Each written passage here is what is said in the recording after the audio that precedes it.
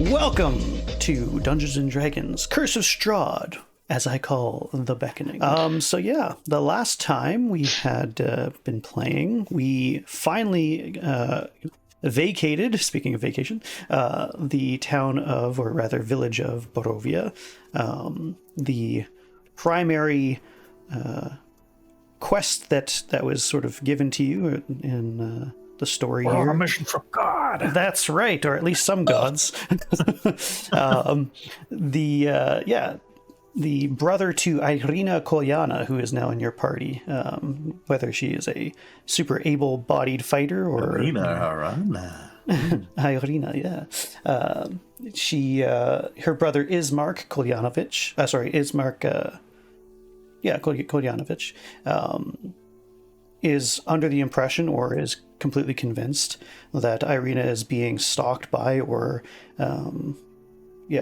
wooed to some degree, by Strahd von Zarovich, the vampire lord of these lands of Barovia. And he has commissioned you all to protect his sister, to send her or to go with her to at least the town of Vallaki, which is Hey, Vallaki. center of yeah, exactly. Hey, Vallaki, that's good. Which is basically west to about northwest of Barovia, across some fairly treacherous land. It can be pretty scary out there. You along the road, you ended up coming in contact. The main thing that you came in contact with was a massive creature, a bat-like creature that seemed to fixate and attack Kinyani, which you guys managed to do enough damage to send it kind of flying away. But yes, there seems to be some kind of mysterious force going on behind this shard of amber that's embedded in its eye, which just happens to look a lot like the shards that happen to be embedded in Kinyani's hammer. You guys managed to kind of suffer through a night. Some of you were feeling pretty awful. I think primarily Zoltan, and especially I think it was Jax of Candlekeep. You both were suffering, and you discovered the reason behind it is the pie or pastry that the old lady in Barovia had fed you.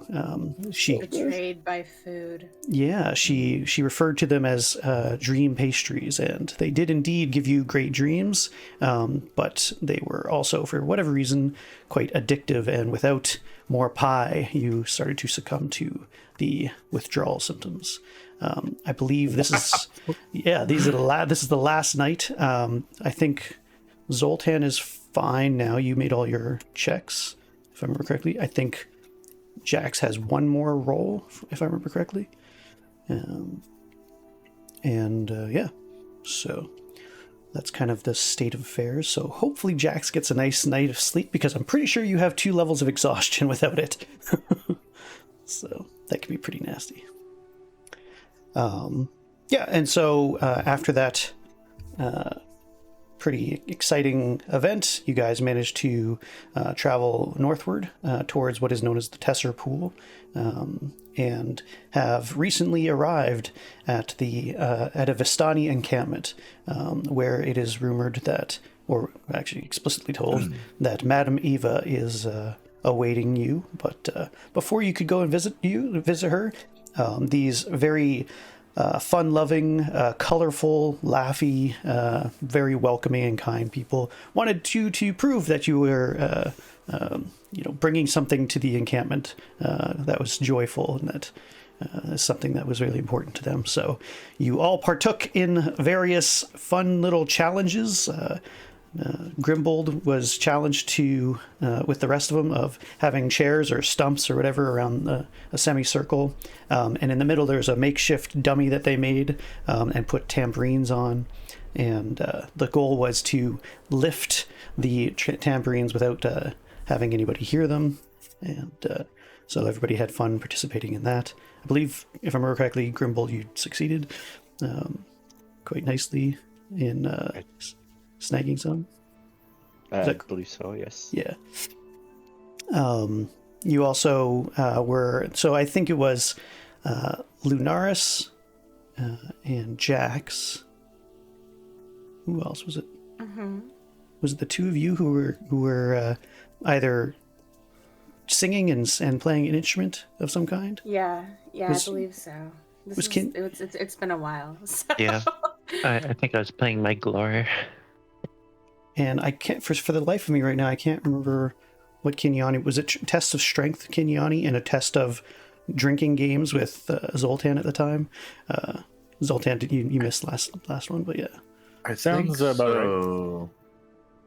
But yeah.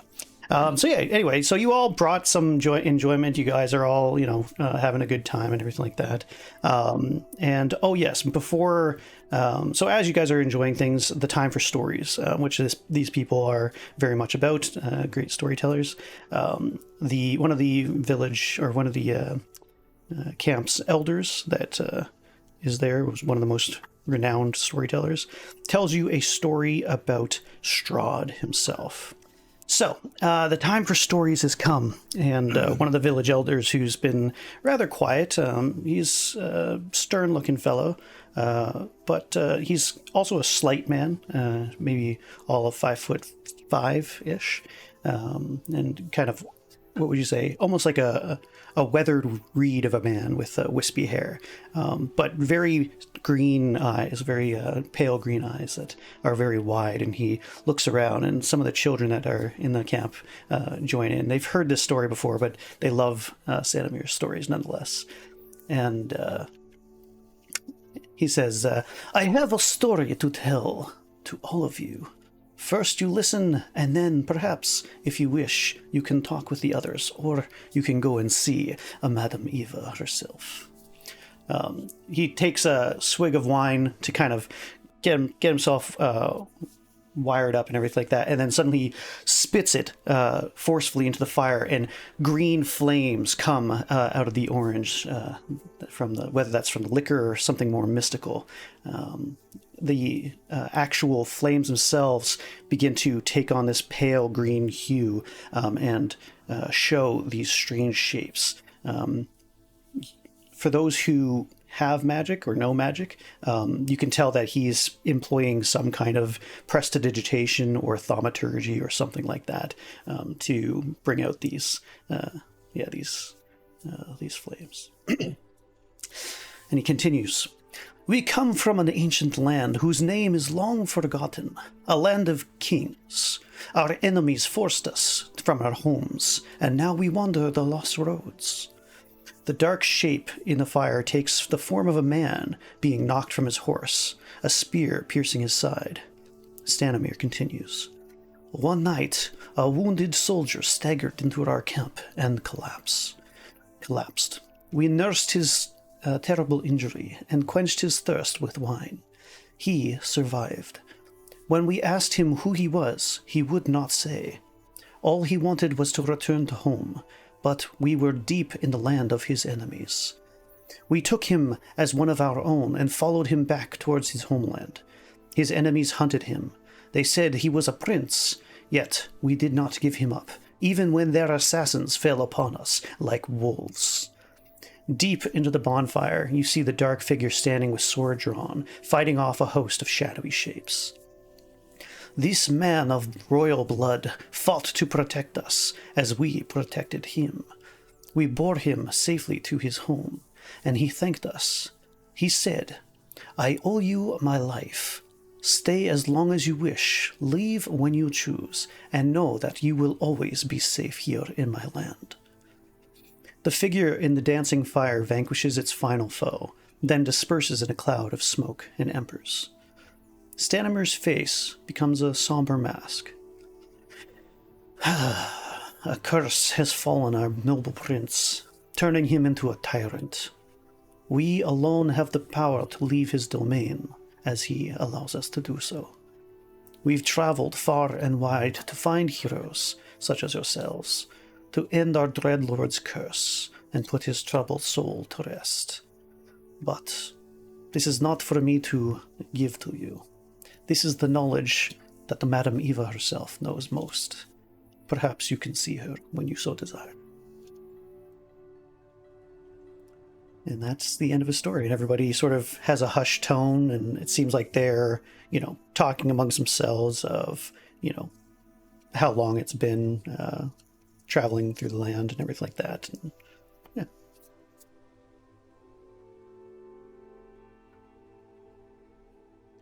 Thank you for telling us of this story that is also history. Thank you. Of course. You have engaged us with such great entertainment tonight. I would be remiss as a Vistani to not share my own skills. So do you guys want to... Sorry, go ahead. I was going to say, I think we might want to go speak with Madam Eva. What's her name? Eva, thank you. Madam Eva now. I was about to call her Madam Elda, and I was like, that's not right. That's good. Yeah, that sounds good to me.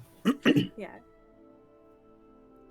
I'm sure she is waiting for you. She knows many things. And he kind of gestures to a large tent in the back, which I can show you, or rather the audience. So obviously you guys are basically all in a semicircle here. Lots of people around. There's about a little bit more than a dozen people, maybe a dozen and a half, kind of milling about the fire in the center, and different drums and different caravans that are all over the place. But yes, he gestures to the very large tent. It looks a lot more stationary than the rest of this camp. You suspect it's been here for many, many years.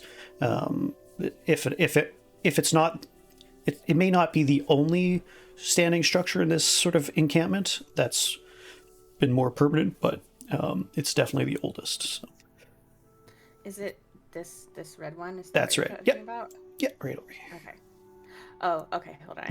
This whole tent thing has been, it's the most colorful, it's the most lavish, it's the most permanent, structure that you see. Okay. It is made of kind of very fine satins and furs.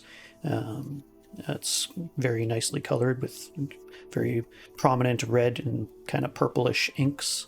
And it's got different kind of embroidery all over it as well. And, it's nice. All right. Do you knock on a tent when you walk in? How do you let yourself into a tent? Yeah, there's a large sort of curtain that you can kind of pull aside, but there doesn't seem. I mean, there might be like some wooden structures you can do what you feel is necessary. He did say that you're expected, so. Just trying to be polite. How do you politely let yourself into a That's tent? right. That's right. I don't really know. It looks like Grim's going. I'll follow behind Grim, I guess. All right. You all going in? Yep, going in. All right, perfect. I'll let you all control your own characters and such. Yes, sorry.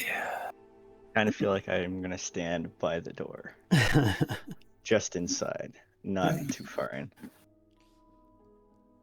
So sorry to interrupt here. Yeah. But the guy telling the story, was he one of the dudes that kidnapped me? His name sounded really familiar. Oh yeah, so it's funny. I think you missed the last session, but yeah, you were kind of scanning all around looking for. You're very suspicious of these people because you had been kidnapped. Gotcha. To get here. Okay. You didn't see, just for the record, you didn't see the two guys that did kidnap you. So they don't seem. Thank you. Yeah. But good question. So yeah, you guys walk into a fairly nice looking room.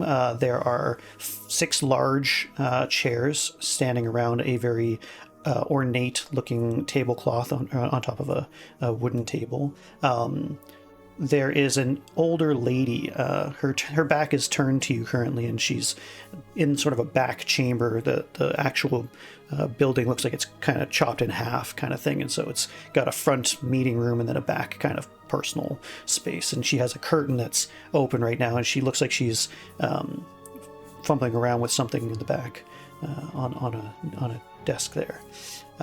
It smells very like very heavy with different incense and different sort of smoke. Like there's a smokiness about the place, whether it's been recently been lit or not. It just seems like it's permeating and it's kind of overpowering to some degree. There's also a smell of perfume. Like she uses perfumes and stuff like that. There's also a reddish or pinkish crystal ball on the table that looks like it's got some herbs and other sort of things, some candles lit as well. And she, as the first person kind of comes in, she holds up her hand, a very crooned old hand, and she goes, "I'll be with you in a minute." And yeah, she kind of gestures behind you, or behind her, and yeah, kind of leaves you guys to do what you will. I wait. I just kind of want to look around and maybe do a perception roll. Sure, sounds good. I got a 12. All right, is there anything in particular you're looking for? Something out of place, or? Just anything that might be interesting or out of place, yeah. Yeah, you see the 12. You see a few weapons, which is a little strange. There is something that is not completely out of place, which is a staff that has some kind of jewel encrusted in like the almost like the roots of a tree or a tree branch have kind of grown over top of it. You're not too sure what kind of gem is there, but it's leaning against a wall. And then to the side of it, there's actually a longsword as well. It looks like it's got a crack straight through the middle, and its hilt. It looks like there probably was a gem or something there at one point, but that's missing as well. Those just seem like a little odd out of the rest of the place, where it seems different animal skulls and bottles and a bunch of other kind of miscellaneous sort of occultic kind of stuff. But those two things do stand out, where they're like, that's a little weird. So do they almost seem like something someone might have collected from something? Yeah, you could probably make that presumption. Yeah, they look like they're, if not trophies, then memories to some degree. Okay. Anybody else doing anything in particular? No, I'm just gonna stand here and watch the people outside and keep an ear inside. Okay. I bow or salute Madam Eva. Okay. Like, pleasure to make your acquaintance. Perfect. Yeah, I know that. Wait, how much here does everybody know about my backstory before I go into that? I don't remember. Do you guys remember that technically this is a descendant, or that, sorry, Zoltan is a descendant from Madam Eva? Yes. Okay. Yeah. So they should know a few things. Yeah. Okay. About you. Yeah. No, that's fine. I'm just gonna say I'll be very wary, knowing that I'm one of her kin, but I'm still not too trusting of her and the rest of the Vistani here, because I wasn't raised by them. Yep. No, absolutely. Sorry, just quickly do a few things here. Okay. So Grimbold, as you're kind of looking at the people in the camp, Ireena finally, she's probably looked the most uncomfortable or uncertain in this land. Whether she has expressed it or not, there seems to be a measure of uncertainty or suspicion toward the Vistani people from standard Barovians, and that's sort of coming out, where she's been enjoying everything and seeing everything, but she still is uncertain. She's just clearly far from home and obviously has had a lot of things on her mind. But yeah, she finally joins you, and just as she does, Madam Eva turns, and in her hands she has a deck of cards that have a similar flowery kind of look like this, that you guys are very familiar with. and she instantly locks eyes with Ireena, and they go wide for her, and she goes, Tatiana, it's so nice to see you once more. Tatiana. And Ireena kind of looks around, like, confused. It's like, I'm sorry, did you call me Tatiana? My name's Ireena. I don't believe we've met before. And she, the old croon kind of nods and then gestures to the chairs, and then sits down in it's sort of a much more plush one just on the back end of the room there, or back end of the table, and says, sit. We have much to discuss and much to see, perhaps. Hey, so the event thing is popping up in my way, and it still says starting soon. Oh. Are we able to start it? Yeah, sorry. Yay, it went away. Thank you. I got it. I appreciate it. All right. It's good. That's it. Okay.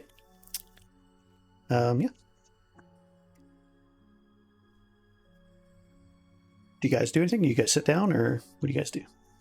Oh, she's telling all of us to sit. I thought she was telling Ireena to sit. No, all of you. Yeah, I will grab a chair, but I'll. Is it around a table, or is it kind of just? Yeah, you have like about a foot and a half space between the tent walls, and the chairs are all along a circular table right now. Yeah, I'll take a seat. Yeah, I will take a seat as well, and I'll try to make it so that my back is against one of the tent walls, and I can see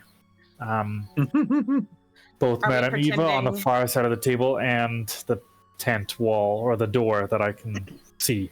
Are we pretending this little like centerpiece in the tent here is the table? Is that what we're doing? That's pretty right. much. Yeah. Okay. Okay. I was just looking at everybody moving their pieces, and I'm like, is that what's happening? Right? You could Madame Eva's there. I would say I'll sit beside Ireena and next to Madame Eva. Yeah, I would say that if I was to do it to scale for those who are at home, I would say that technically speaking, the table is here. Is here-ish. Okay. And this is where you guys would probably be sitting. All right. So it's I'm sort of gonna like sit between Madame Eva and Ireena, so okay, that way sounds good. There's a little space between them, and maybe Ireena can feel a little more comfortable since she seems a little bit put off there. Like right here. Yeah. That sounds good. Yep. Yeah. Fair enough. All right. I'm just gonna stand there, lean up against the pole. She notices that Ireena has taken a seat and you haven't, Grimbold, and Madame Eva just kind of piercingly looks at you calmly. My legs aren't tight enough to sit right now. Yeah, but you're short enough to be picked up, and I Lunaris kind of like drags Grimbold into the seat. She Luna's smiles. like, you're gonna be polite. She smiles and starts shuffling cards and it says, "It is nice to know that some do not dismiss Vistani hospitality so easily." And she kind of nods to Lunaris very, curtly for a moment. Speaking of which, we do have these cards. I'm not sure if you're missing something from your deck. Would you like them? I have been waiting for you for a very, very long time. Missing my cards makes being somewhat of a diviner more than a little difficult. So thank you. But please, each of you, keep your cards. Just lay them on the table where you are, if that suits you. Okay. All right, I'll They sit take my on the card table. out and put it on the table in front of me. I will do the same. All right. And myself. Does This Ireena Madame have a Eva- card? Ireena does not have a card, no. And it's clear that she's not necessarily being dismissed completely, but more skipped when it comes to this process. She finished shuffling her cards and kind of splays them out sort of in a wide spread and says, "Your journey is not like ones who have come before. I must explain to you that you are not the firsts that the fates have summoned here to Barovia, whether it is Strahd himself who does control this area, or the dark powers of which the Dark Lord gains, of which she gets his power. Nevertheless, all who come here have never escaped, and I'm afraid that is your fate as well, unless, of course, the cards deem otherwise. Not simply determining things, but showing what options will be there. And the choice, of course, will always be up to you. Does this make sense? Yeah. Absolutely. Mm-hmm. Excellent. In that case, because I have never experienced my cards going missing, such as they have, my hope is that it will begin to explain why my sight has been strange as of late. It seems that the weave of fate, the lines that everyone is crisscrossed and entangled with one another, has become so chaotic. Something big is happening here in Barovia, in the realms, period. And though it seems so innocuous, so simple to have a card show up for you, I dare say perhaps these have the weight of threads from the gods themselves. But first, let us speak of your journey here now. Individually, you have things going on with you that I can see. When she says that, she looks very specifically to you, Jax. Kind of like pointedly saying... And hold on. Mm-hmm.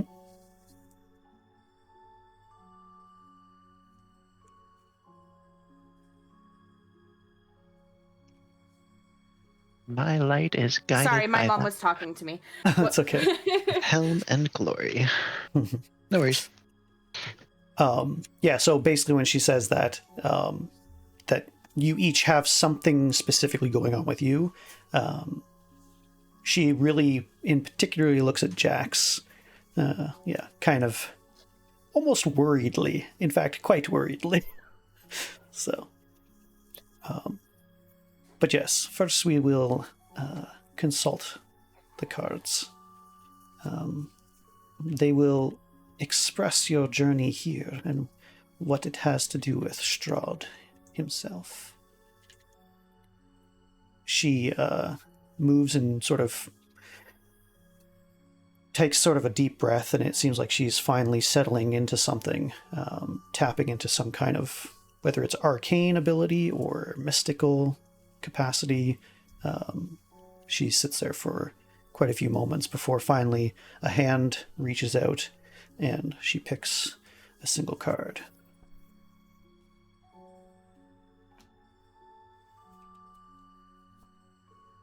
And she lays it on the table in front of you. And this is what you guys see. You can't actually see the card because of your green screen. Sorry, there we go. Nope. Not sure. I remember these cards, Michael. I can't really tell what it is. Anyway, is that a man? It's a man. Like So man. it's an old man. Kind of blurry. It's okay. Yeah. My apologies. It's because it's not It's focusing okay. right. It's okay. You could just snap a picture and then Can throw you it take in a the picture chat. and put it in the chat? Yeah, Sure. Let me. Our brains are alike. Let me do it this way. Don't say that, Sean. Ouch! I hate you. I'm just kidding. I'm just kidding. I'm just kidding. Let's see if I can't find it this Just way. disappear.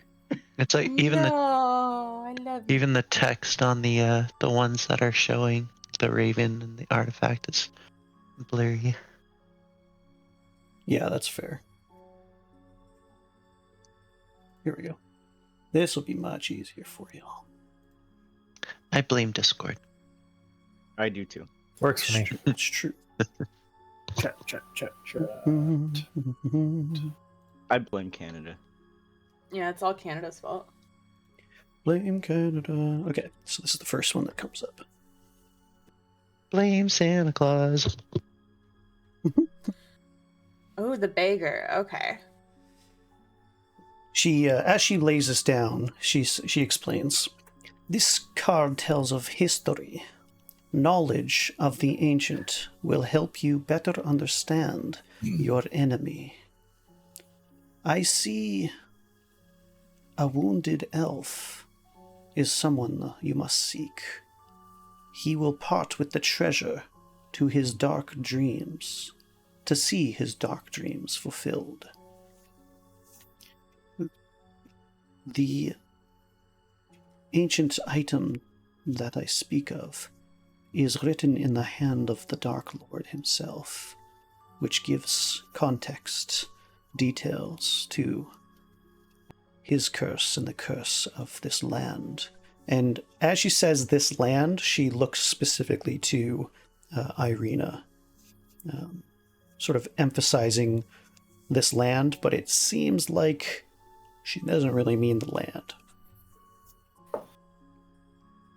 But she doesn't say anything more. She kind of sinks back for a moment, and then it doesn't take her much longer to grab yet another card. Which one? Yeah, sorry. Give me a second to look that one up.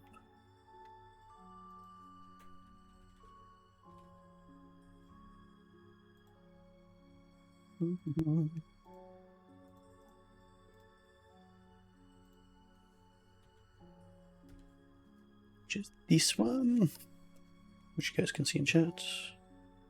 Chat. You notice that instead of laying this card next to the other one, it's actually in front of it, sort of as like almost like a start of a pyramid kind of thing, but at the top of the pyramid. This card tells of a powerful force for good and protection, a holy symbol of great hope. I see in this a dead village, drowned by a river, ruled by one who has brought great evil into this world. It is there that treasure can be found, this holy symbol that can hold great knowledge.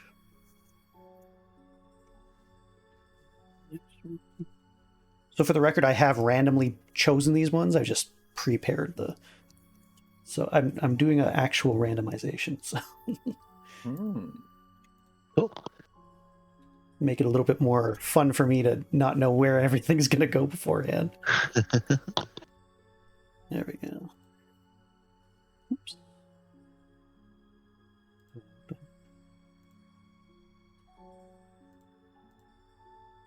There we go. Again, Madame Eva kind of settles back, and it takes her a little longer this time to kind of stretch out her hand, and she goes at one point and then kind of holds it back as if that was like a really big mistake, and then eventually uses her left hand to grab one more card and places it on the right side of the pyramid that she's kind of building here.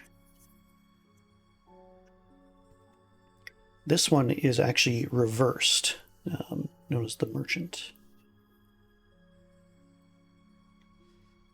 This is a card of power and strength. It tells of a weapon of vengeance, a sword of sunlight.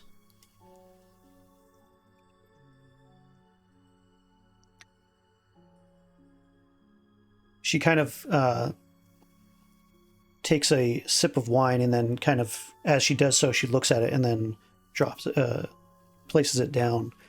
Seek a cask that once contained the finest wine, of which not a drop remains.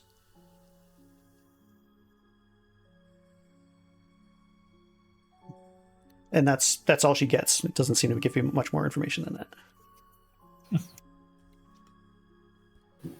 Thank you.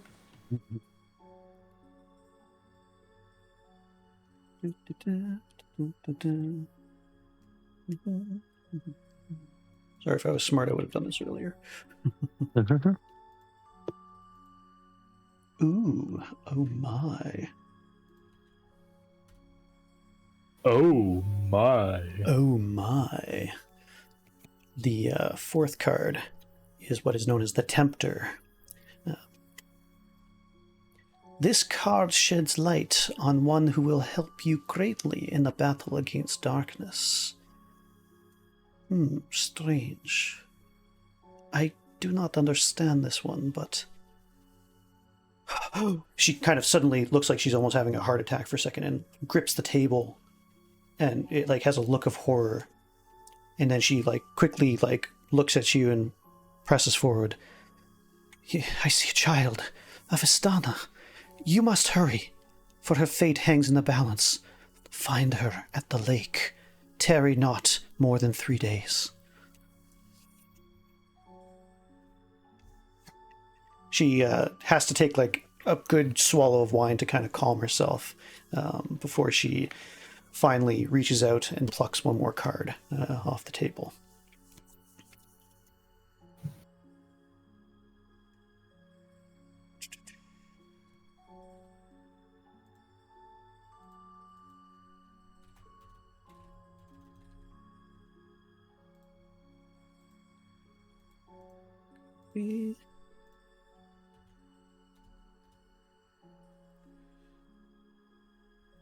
This one she shows is the mist, or mists.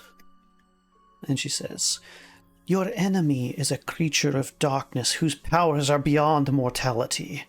This card will lead you to him. And as she kind of looks at it, she sighs deeply and sort of says, I understand. The weave of fate is strange. I cannot see. It is fitting that you get this card. And she holds up the miss once more. This tells of a inability to locate something. That evil lurks in a place that cannot be found currently. That the mists obscure all. I'm sorry, I cannot tell you where your enemy can be found. Perhaps it has something to do with each of you and your fates. If it is okay with you, I would like to tell a personal fortune, since half of that is already done with the cards that you have before you. Not going to cost extra, is it? Look around at everybody. I'm okay with that. Mm-hmm. She, I'm just going to roll. I don't know which one to say first, so. Ireena 6.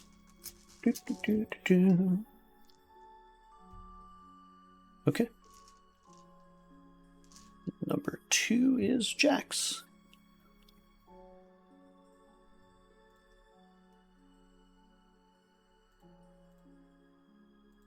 No, sorry. Number 2 is Lunaris. Before you, Lunaris. It's interesting that she already knows your name. You have what is known as the artifact card, also known as the key card. It represents a physical object of supreme importance. This could be from some tome of evil to a prized golden necklace of a lover, perhaps a lost memento of a loved one. or it may represent something of ultimate necessity. It might provide the final defeat of a long-hated rival, or be the only weapon able to destroy a horrifying beast. This is what you have. This is what has called you to the mists. This is your destiny here. But you are missing a card. The card that explains the conclusion, the way to complete the first. I'm just gonna find it. Trying to remember what it was. Oh, this one, yeah. Okay. Okay, so I just for the record, I've randomized these cards. The first ones that I gave you were kind of cherry picked a little bit more, just because that was based on your background. But these ones that explain, I randomized, and almost all of them are ridiculously awesome for what it actually ended up becoming. So I was really happy when I switched them and like looked at the actual base description. Like, dude, that fits so perfectly. So this is why tarot is amazing. Yeah, so it was a good time. So for yourself, we have this one.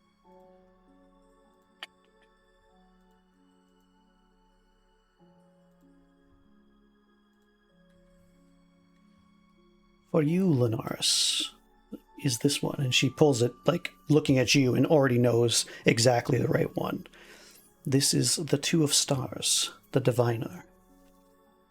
The Two of Stars symbolizes a solid understanding of consequence and meticulous preparation.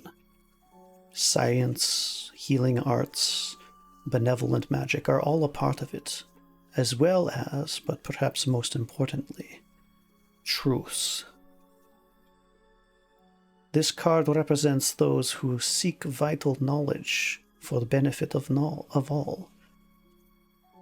But, and she says this kind of deliberately turning the card sideways.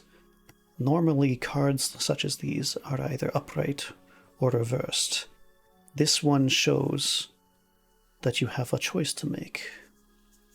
For knowledge can be both positive and negative. And though truth is important, how one applies it and for what purpose is just as desired. Compassionate deception, as well as protective white lies, are just as much the basis of the diviner. You will need to understand the truths of the artifact that you seek.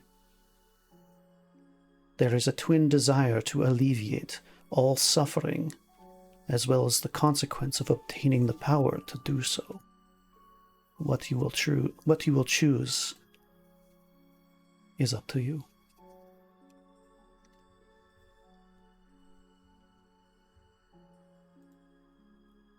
Your words sink deep. I will divine on the card that you have provided me as the diviner. It would be good. It would be good for you to do so. She kind of scans the room for a moment and then looks at the elf in your party. Kinya Ani. Towering house, yes. Is it not? Yes. Yes, it is. I have not seen one of your kind in many, many moons. You are most welcome here, though being here is not so welcoming, I understand. For you have the broken one. I see. Mm-hmm. This card symbolizes give me a second here. This card symbolizes defeat, failure, and despair, the loss of something or someone important, without which one feels incomplete. You are not the only person in Barovia, not the only elf in Barovia who feels this way. You come from a people who has been broken, terrorized or destroyed by monsters, by evil. These people are connected to you. But more importantly, the Broken One reveals the item in your own possession. And she kind of motions with her chin to your warhammer. There is, within the Broken One, an evil that can come, despite the desire of becoming whole. There is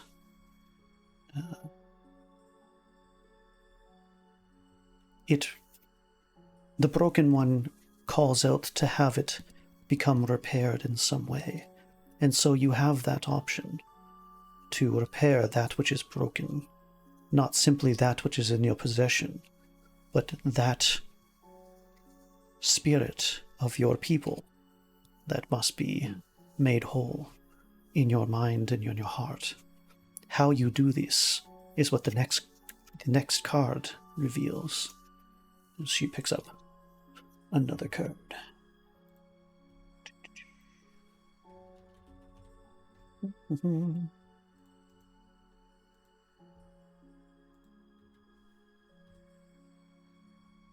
Which is the Enchanter.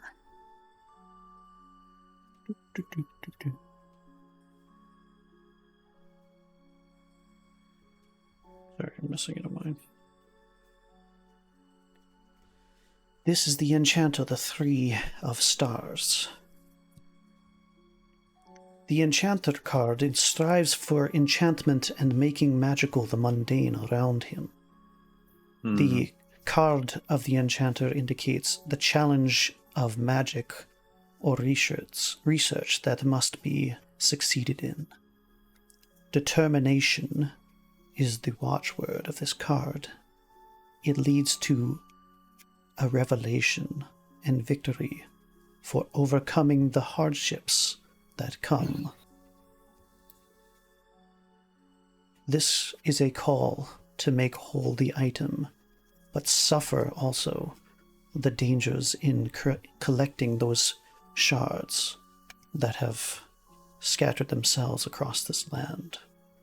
You have already yourself seen, whether in others or your own being, the type of emotion and challenge to overcome in the mind whilst holding it. The question is, will you use this collected power to gain that which you wish and that of those who have suffered much? Or will you destroy it and protect those who might suffer its vengeance and hatred? It is, of course, up to you.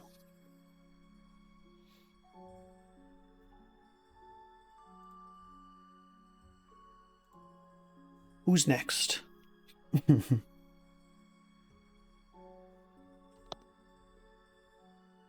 I'll just turn my eyes away. What was that? Kind of like a kid trying to not have his name called in class. Zoltan will keep his eyes firmly not pointed at Madame Eva. It's almost like, you know when a dog's done something really bad and like you want the dog to like look at you, so you force its snout in and the dog refuses to look at you? Yep, exactly. This one is for Jax. Jax of Candlekeep, sister to Asher of Candlekeep. Welcome. He got murdered. Yeah. We all know. She know. is looking down and like, you know how like really stern parents like look up at you like from a down position, like really?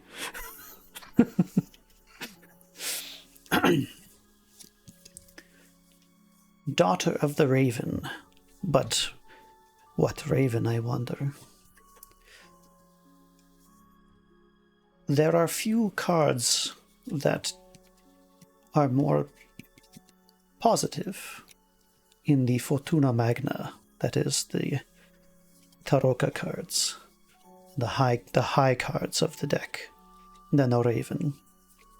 The Raven indicates a source of information or potential ally.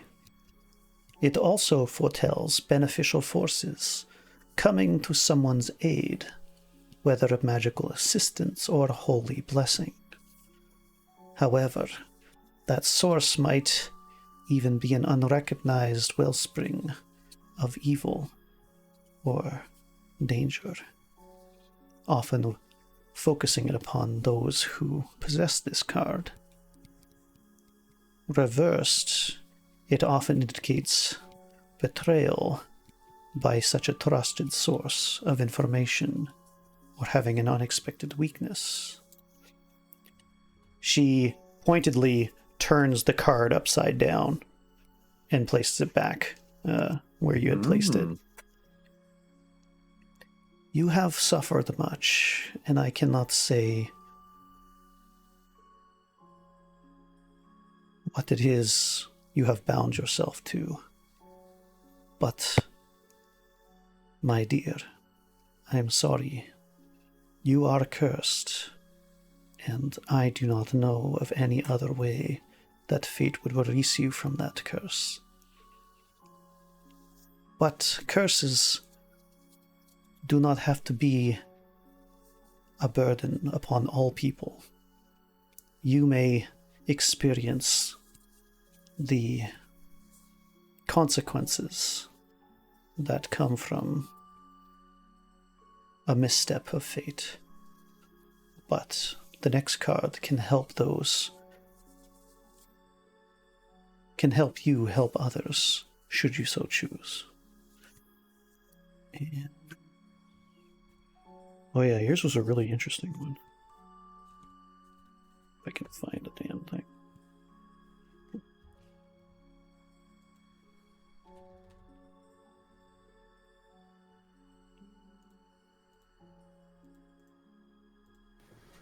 Waiting patiently. There you go. Miser. Well, this is the Nine of Coins, also known as the Miser. One who hoards wealth, those who are irreversibly unhappy, and who think money is meaningless. This card indicates someone keeping a vast hoard of wealth to benefit no one but himself.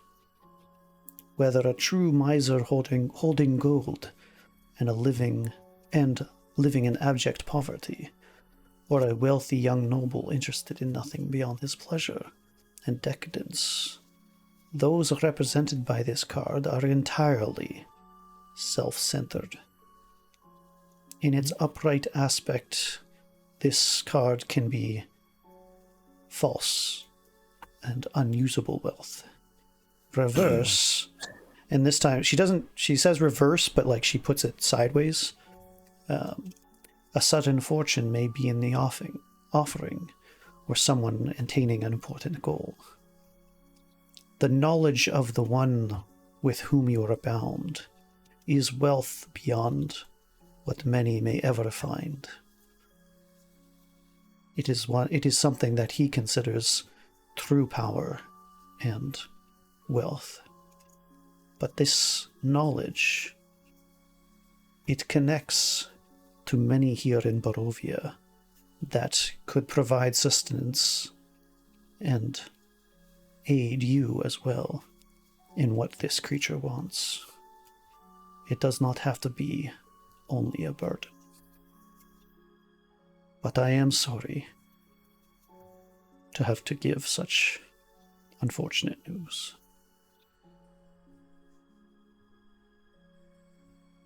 I understand.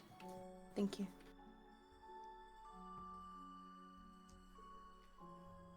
Grimbold. Yes, madam.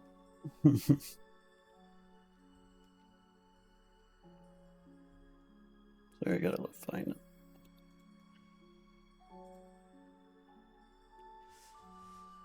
The ghost. Grimbled Silentfoot.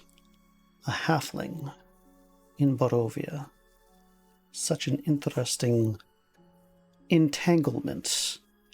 You are not supposed to be here. You are not the one called. Perhaps that is a good thing, though.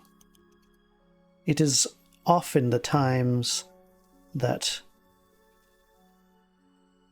men like yourself, if you want to call yourself a man, often find themselves leaping from one fire or one pyre into the flame. But perhaps it is in that state of existence that good things can come. Who knows what hearts might be changed or what fate might be shattered because of your proclivities. The ghost is... The Vistani, we say that the past and present and the future are all one. The spirit card, or the ghost, it indicates times past reaching forward to influence the present and future. Whatever you are tangled up with, whatever power that seeks you out has bound to you, or you bound to it, it is ancient. It has knowledge, and it has shackles that are more than just for those of Asher of Candlekeep. There are many bound to that, and she kind of knowingly nods, bound to that book in your possession. What, I think, will you do with that? The other card will tell us.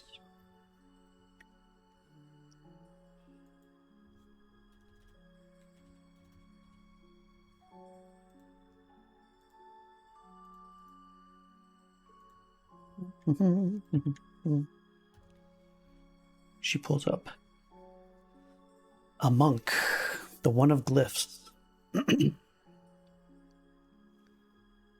This is not such a bad card if you want it to be. She turns it sideways as she has for the second card of pretty much everybody else. This card represents self-reliance and inner strength. Physical and mental improvement is indicated, transcending the abilities of the average man. Something perhaps that has already been unlocked. And she kind of knowingly looks at you with a smile. The monk, however, lives in contemplation and tranquility, and yet firmly understands the evils of the world and makes certain that his body and his mind and his spirit are strong enough to meet the challenge. The good side of this card is that if you seek to hone your abilities, you may not only unshackle those who have been caught within what power you possess, but of many others as well. But beware, while everyone else in this place is trapped in Barovia, you alone have the ability to escape the mists, should you so desire it. But at what cost? Once more, leave the pyre to enter the flame at your own risk. Grimbled Silentfoot.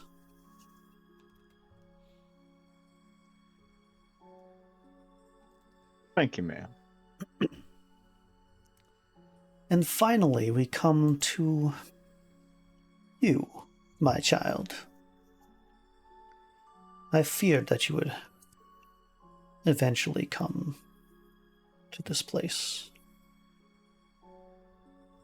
She's clearly looking at Zoltan. Yeah, he finally slowly raises his eyes and tilts his head up. It seems you do not want to be told what your fate is, what your choice may be. He just remains silent. Okay.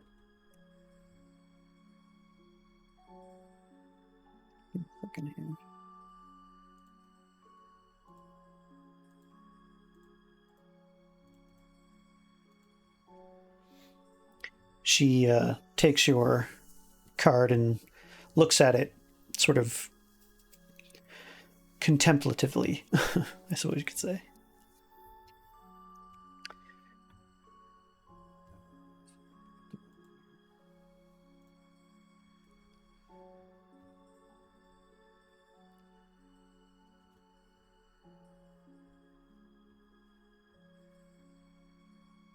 The fascinating thing about this card is that there are not only one Dark Lords in the realms.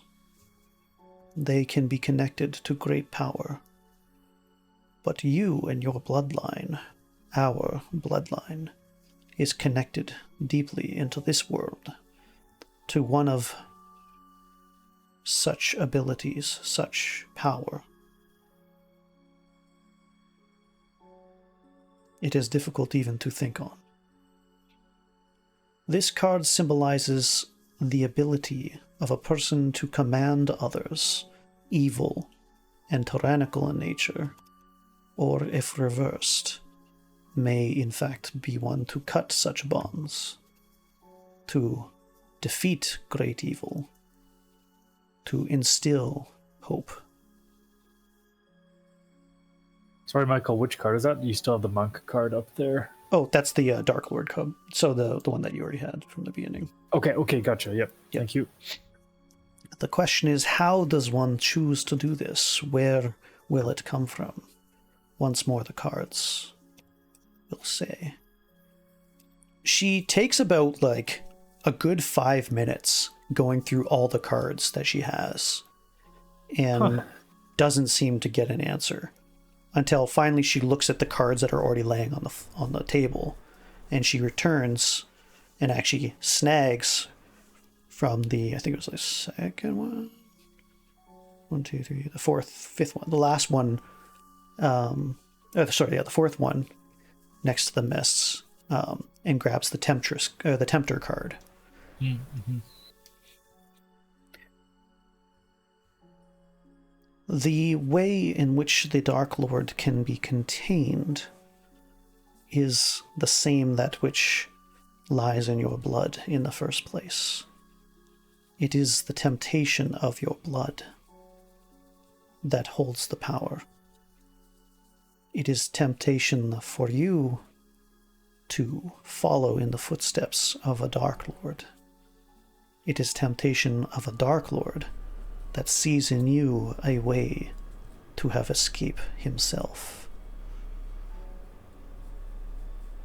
A question that comes down to, will you follow in the footsteps of kings of old, or forge your own path by destroying the blood of that which is held for centuries now? Either way, welcome to Barovia, my son. He just kind of nods his head and still doesn't say anything. Okay.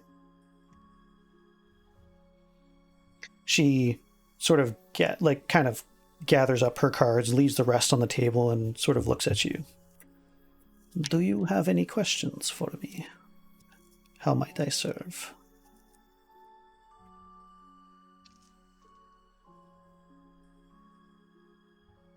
This is directed at everybody, is that right? Yeah, just a very general, like...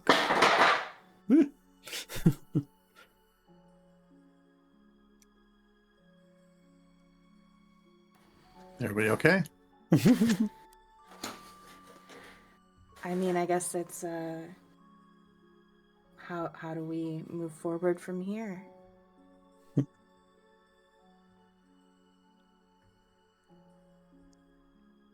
It seems you have a quest already. Completing that quest wherever it might lead, is not a terrible choice. In the next town over, in Vallaki, perhaps new allies, new information will be explained or revealed to you. But you said I had 3 days to get to some lake, though. Where is this lake? Is that in Vallaki? she thinks on it for a second and asks if you have a map or anything like that. Does anybody have a map? Yeah, I think we did have a map, yes. I think you guys did. I don't remember who's holding on to it. I'll send it to you guys. I don't think I have a map, but I'll send it to everybody in any case. I'm pretty sure one of you is holding a map from what I remember. So. I think I have it in my inventory. I just don't remember how to look. Fair enough. Let me send it to you here.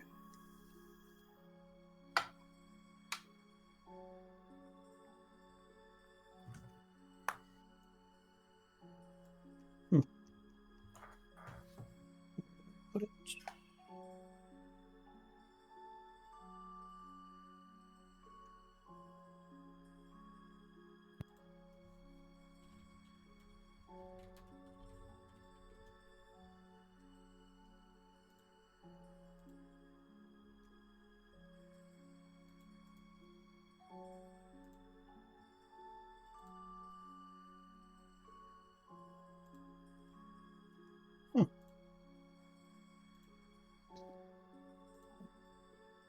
I guess I didn't have it.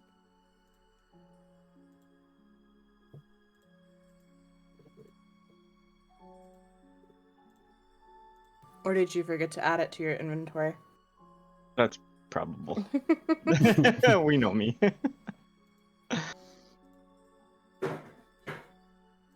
Alright, well, I'll send you this one. I don't know why that one wasn't showing up for me. Alright,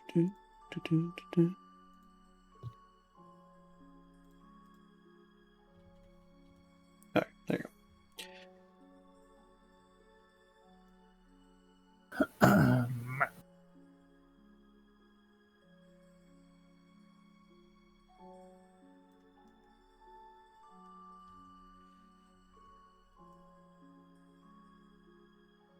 I cannot say where it is.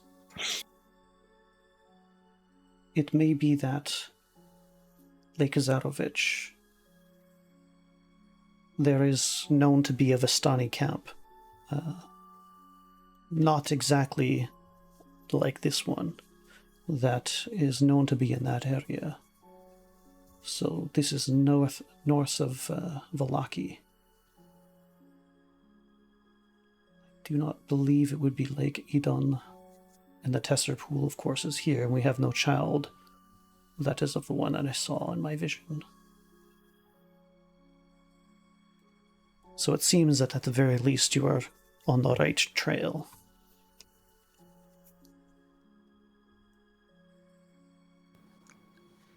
Okay, thank you.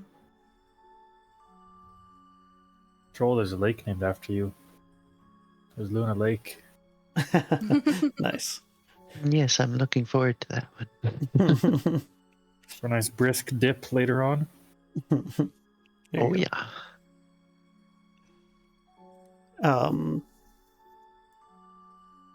Ireena finally speaks up and asks her, "What of my fortune? Do you see anything for me?"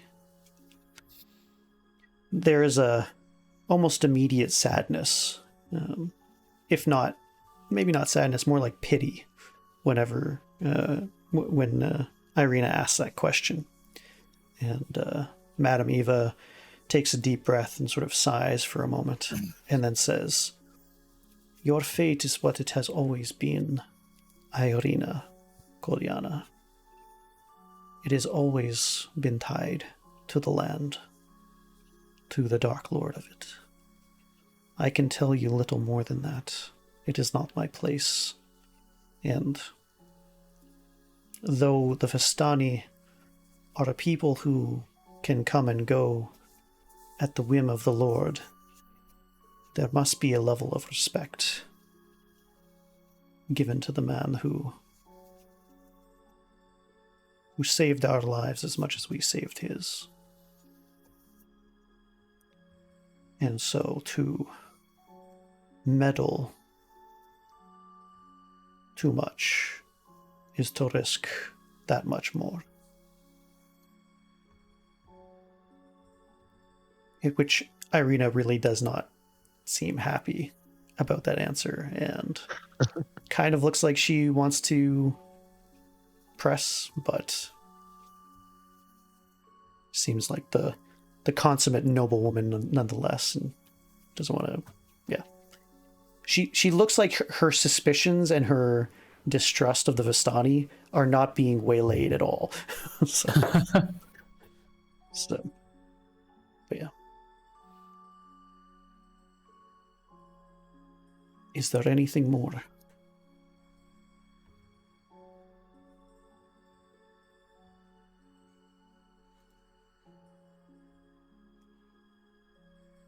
Do we keep our cards? Do you want them back?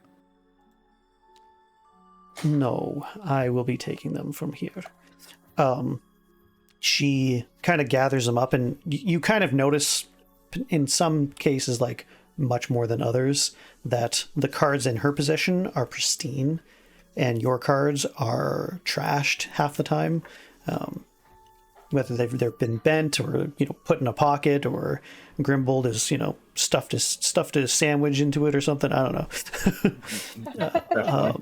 Yeah.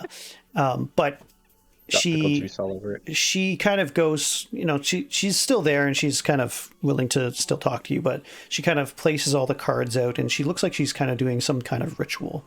And it's taking the better part of 5 to 10 minutes as she's doing this. But at one point she kind of flicks her hands and all the cards flip over. And then she gathers them again. And you notice that it's a pristine deck of cards that she's somehow magically fixed or repaired everything on these things. And yet what she ends up doing after that is she takes one card at a time, and you notice that the actual drawings and the everything that's in there is done with very, very high quality ink. And she takes kind of a more, this is all, you don't have to stay for this necessarily, but she's going to do it anyway. She starts taking out these like purples and these blacks and these reds and, really fine inks. And she slices a kind of a little wound into her palm and drips a single drop of her blood into each one of the little vials of ink, almost like a tattoo artist would kind of dip his ink into, but a little blood in there. And she starts retracing and redrawing each card methodically. And kind of hums to herself as she does so. Kind of like paint by numbers. Yeah, pretty much. Yeah. So. Interesting. All right. But if shall we? Yeah, if there's nothing more, you can go and enjoy the evening with the others. We thank you for your time and your knowledge. Of course. May fate be with you, of course. May the light be with you. Cool. All right.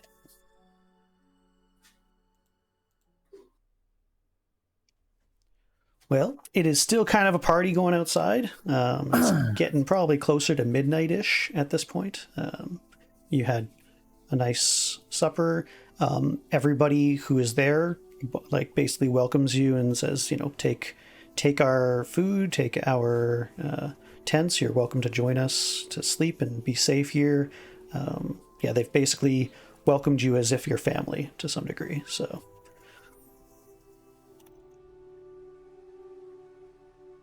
How kind. Is there anything that you guys want to do for the rest of the evening, or? I find Grimbold and say, hey, let's find a bite to eat. Let's go. I shall pray. All right. Sounds good. To whom are you praying? To Helm through glory. Fair enough. Okay. So both, essentially. Okay. Just curious. I'm gonna spend some time alone thinking about what she said to me. All right. Sounds good. Key, what you doing? Maybe, Oh, go ahead. maybe see if Ireena wants to, keep an eye on Ireena, just because I don't want her to run off or do anything stupid. Yeah, fair enough. Yeah, she looks perturbed. Go ahead. Yep, you're good. I'm gonna hang out by the fire and probably meditate and keep an eye on everybody.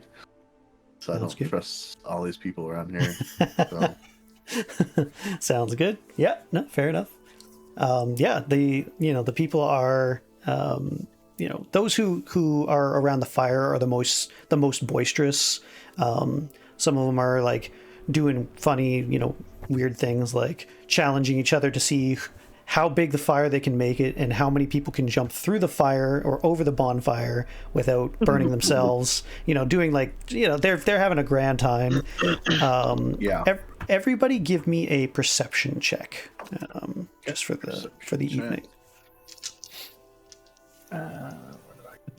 13. 13. Nothing. 7. My eyes are closed. Yeah, you are meditating. Luna's a little sleepy. And for me.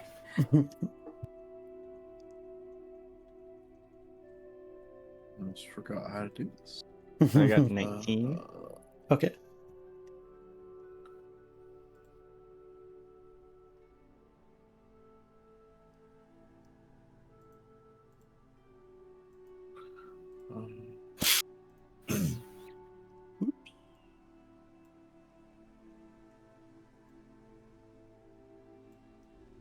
Which one do I press again?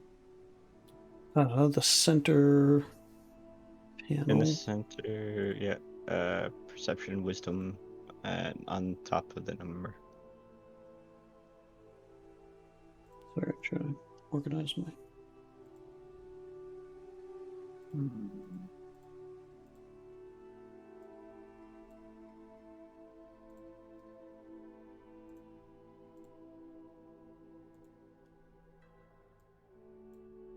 But strength, dexterity. But I don't see perception. I mean, I do. It just says. Farther down. So perception is in the center. You have acrobatics, animal handling, arcana, athletics, deception, history, insight, intimidation, investigation, medicine, nature, then perception. Yeah, it's just the number. The number itself is what you click. Oh, okay. So I might have to sign in then, because I think it's not allowing me to roll. Okay, I thought I was signed in. Oh. I see. So seer. Oh, I thought I was signed in already. I got signed out too. It's been a while, so. Oh, you did? I didn't. Yeah. Maybe I did it with Google. No. Back here. You're on your laptop, aren't you? No, I'm on my computer. Okay. Just it signed me out for some reason.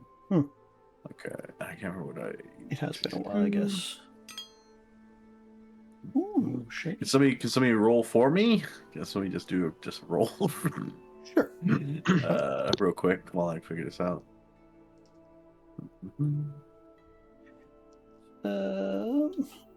What's your bonus here? Okay. 17. Bonus is plus 3. Okay, so you got a 17. Okay. I will. Wait, sorry. Ian, what did you get? 10. 10. Okay. Yeah. So obviously, Lunaris is deep in prayer.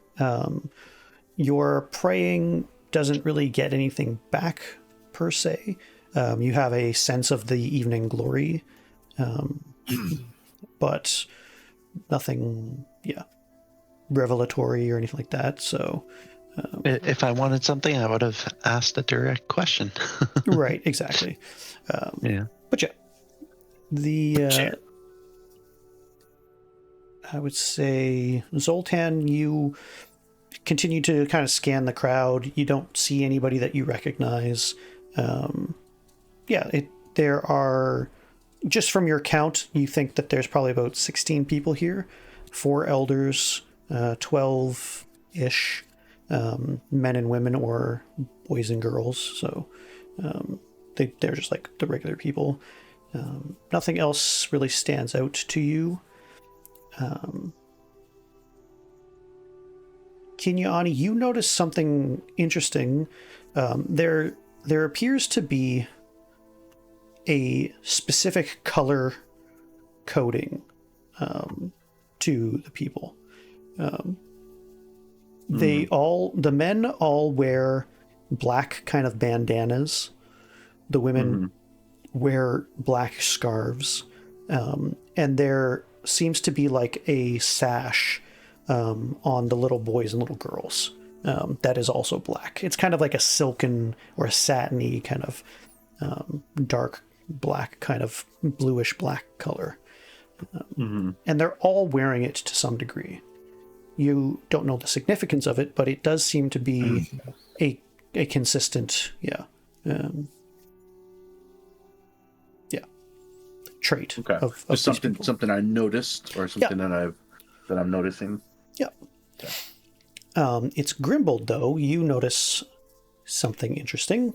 There is a telltale raven with a blue feather that is barely perceptible up in the tree, and it seems to be watching you. And you recall, or you may recall, that this is probably the same bird that you saw back in Barovia at some point. So. Okay. But yeah. Otherwise, you guys. Do I notice anything? What did you get? Sorry. 13. Yeah. Sorry. You get the same with Ian. You do notice the strange attire, the specific. Okay. Pieces of clothing that seem to mark off these Vistani people. So. Okay. But yeah. Ireena spends the night essentially in quiet contemplation. She kind of eventually realizes that her sort of plight is not necessarily all that much different than yours, Jax, and will eventually kind of prompt you and ask you how you are doing and, what you thought of the experience. I believe that, as she said, cards and divination are nothing more than descriptors of options that we may or may not have. They're not our fate. I don't believe in fate. We get to choose our own fate.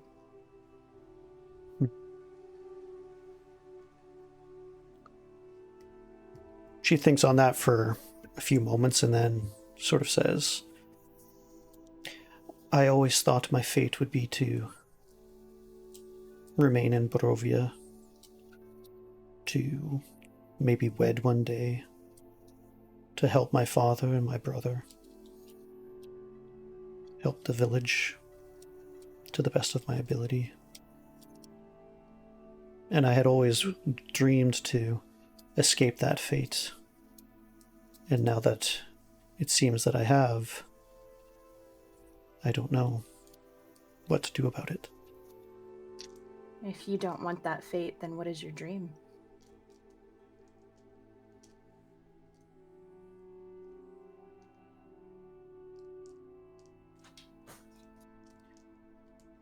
I have always wanted to help people. I've always wanted to be strong. I've always wanted to have adventures. Me and my brother, we would Ismark and I we play swords, and though he was always so serious in protecting and teaching me to protect myself, sometimes I could always see us traveling together, being adventurers like yourselves, to be siblings that would make a name for ourselves and to free the land, to save those in need. But the day in and day out of Barovia, the people need saving from themselves more, or as much as saving from some dark lord that never showed his face up until a few months back. Monsters be damned. It does people that I always felt were the cause of their own plight, their own despair. Jax kind of nods and then gently takes her hand and says, well, I think that it's time that we both take control of our own fates. You don't have to have the faith that she says. Neither do I. I'd like that. She just smiles and nods, but you can tell that she doesn't necessarily believe what you said, but she appreciates the sentiment, kind of thing. And she does look better for the rest of the night. Like, she thought that was a good kindness and everything. So she even has a drink of wine. Yay, wine. Cool. Yeah. Other than that, Zoltan and Grimbold get a mighty feast if they want it. Oh yeah. Yes. There's a couple of conies that they've caught that haven't been eaten. They have some lots of potatoes, so you can have as many potatoes as you want, kind of thing. And as much ale and wine, mostly wine, but still ale, that you could possibly drink. And they welcome you to have as much as you wish. Perfect. Beautiful. I drink plenty of wine because I do not want to be here. I just keep getting reminded of the letter that was given to me by these men who took me. Mm-hmm. And remembering that experience and remembering that my parents that had raised me had never told me the truth, that they were not my biological parents. And so trying to forget that memory, Zoltan drinks more than he should. And then to take a break from the wine, he has some ale and he goes back to the wine. Nice. I'm just stuffing my face, and with every other bite, I'm drinking ale down. Sweet. Cool. All right. Well, the night passes. It gets to be about 2-ish, so another 2 hours later, and most of the men and women who are together kind of pair up and go on and do their own thing. And kids are put to bed already. There's one elderly lady in particular in this bottom hut that has a young boy and young girl that she seems to be tending. So they're sort of shuffled off, finally to bed. There's a young boy at the campfire, and a good handful of guys, about 4 or 5 other men, who he's probably like on the cusp of adulthood and is trying to fit in with like the big boys and stay up late, and he's trying to show up or drink people under the table and failing miserably, or if there's a game he's being competitive and he's trying to outdo everybody else just to show that he's a real man, if he can be just as boisterous or just as And how's that working for him? At about 2 o'clock he's passed out, completely drunk, laying kind of haphazardly backwards over a log kind of thing. And the men are just laughing at him and, reminiscing about old times where they were no different than this kid. And, he's got a bright future ahead of him and that kind of thing. So, but yeah, it's at that point where, stories seem to be, more and more welcomed from you guys. And so they, Stanimir still awake and, he's a little flush with wine himself, but has sort of been telling a story here and there of the old days, of his old journeys across the realms and that sort of thing, from within and without of Barovia. And he finally kind of says, he wants to know what brought you guys here. Like, what's your story? What are your stories from your homeland? And anybody who wants to, he won't press anybody like before to perform like a trained monkey or anything like that. That was more to see if he could get the spirit out of you kind of thing. But yeah, now it's more about share with us your family, or at least that's the way they treat you. Share with us your stories.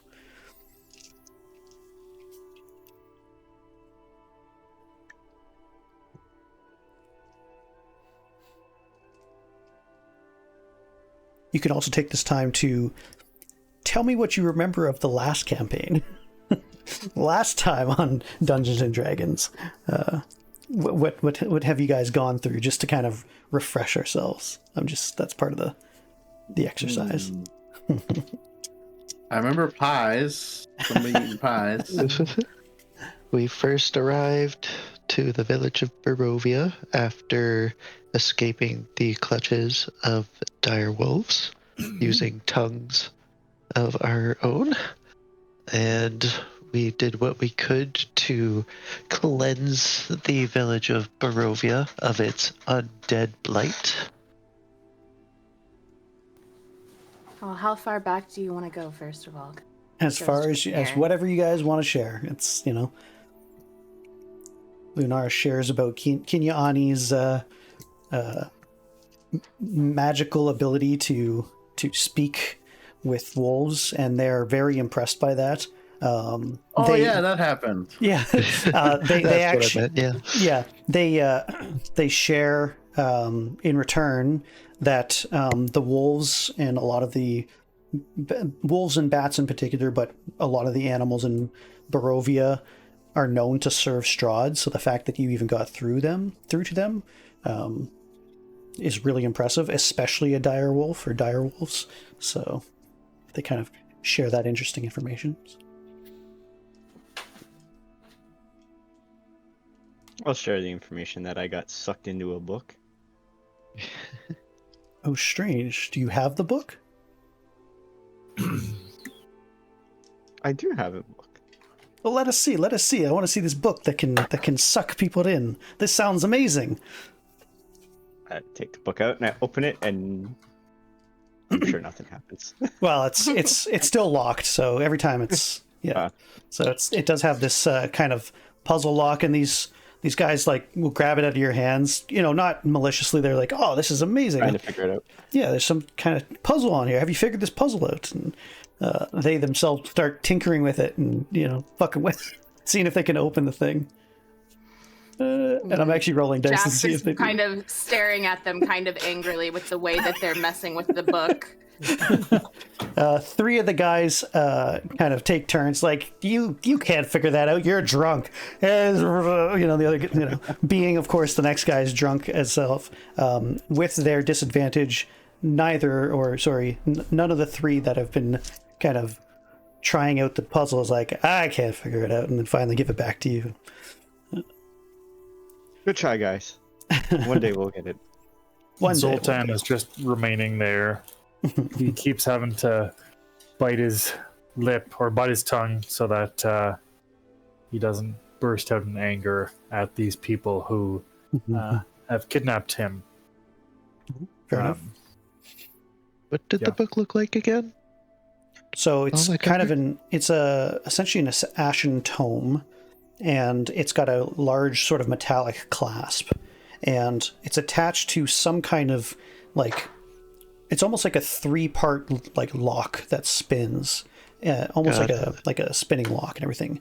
And it's going to require 3 different kind of combination spins in a particular order that suggests it would unlock the clasp once more.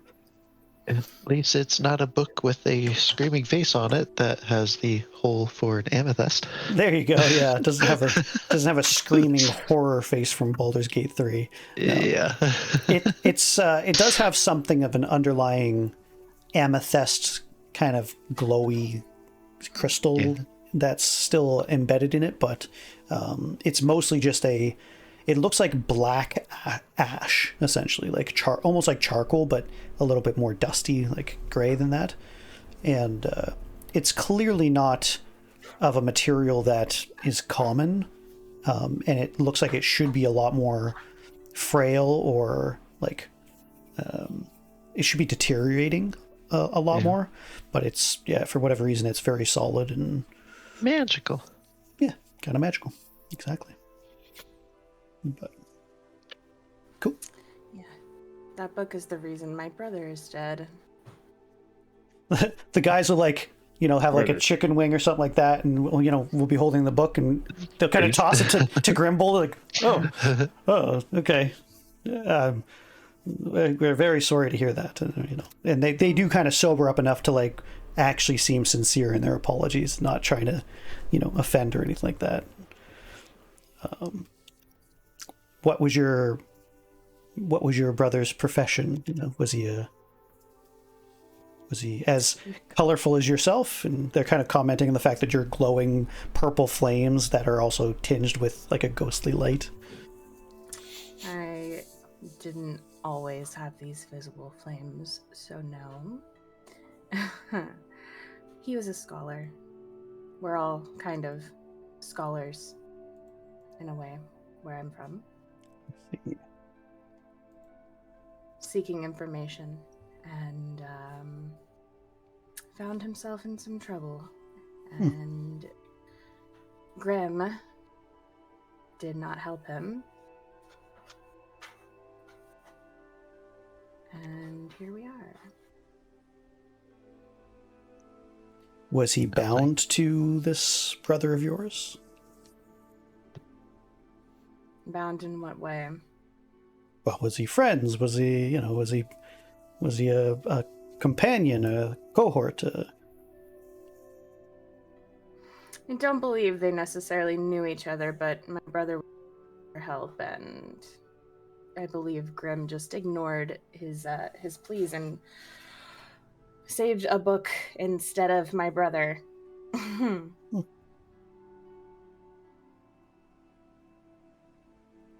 They'll kind of look at Grimbold and say, "What's your story of it? Is it how it happened?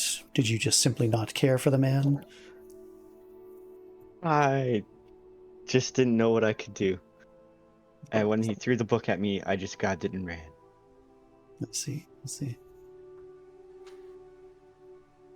Well, there are some who are able to fend off many forces. Some people just they're quick to jump to aid, and others recognize the finality of death, and sometimes that's the real enemy to be wary of.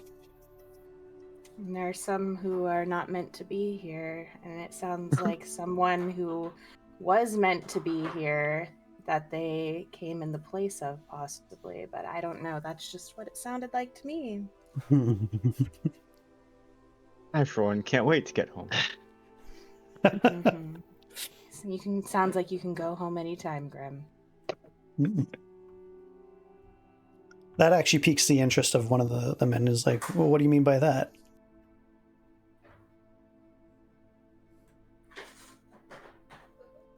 That Grim can go home? Mm-hmm. Not from here. He's not. None of us are from here, so. It's like one of the guys, the one who's probably the most drunk, besides the kid that's passed out. and he wasn't playing with it. He's just sort of like sitting, looking at the fire, trying not to throw up. And he's just like, nobody leaves Barovia ever. So I don't know what you're talking about. You're not Vistani. Are you Vistani? You're very short for Vistani.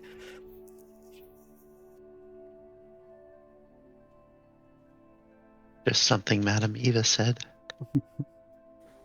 Are you a very short Vistani, Grim? Short? Me? He is one of the tallest men. I'm the tallest in my group. That's right. He'll pick you up and hoist you so that your head is like even with his. Look at this man. He is very, very big. It's like, well, I don't know. I mean, if that is what Madame Eva says, or that you can somehow leave, you are very, very blessed, or cursed, perhaps, to be able to go through the mists without hindrance. I don't know how this would work, but yes, my brother over there, he is not incorrect. There is nobody that enters Barovia or leaves without the say-so of Strahd. And when he says that, he kind of like catches himself and like widens his eyes. The Darklord, I mean, because there's the other two guys are like, dude, don't say his name.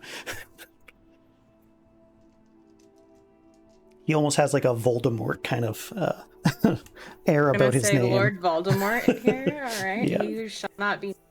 Okay. Yeah, it's probably less. It's probably less of a crime than that, but it's suggestive that it's not good etiquette. Okay. But yeah. Bad omen. They are practically gypsies after all. Yeah. I mean, that's essentially what they're based off of.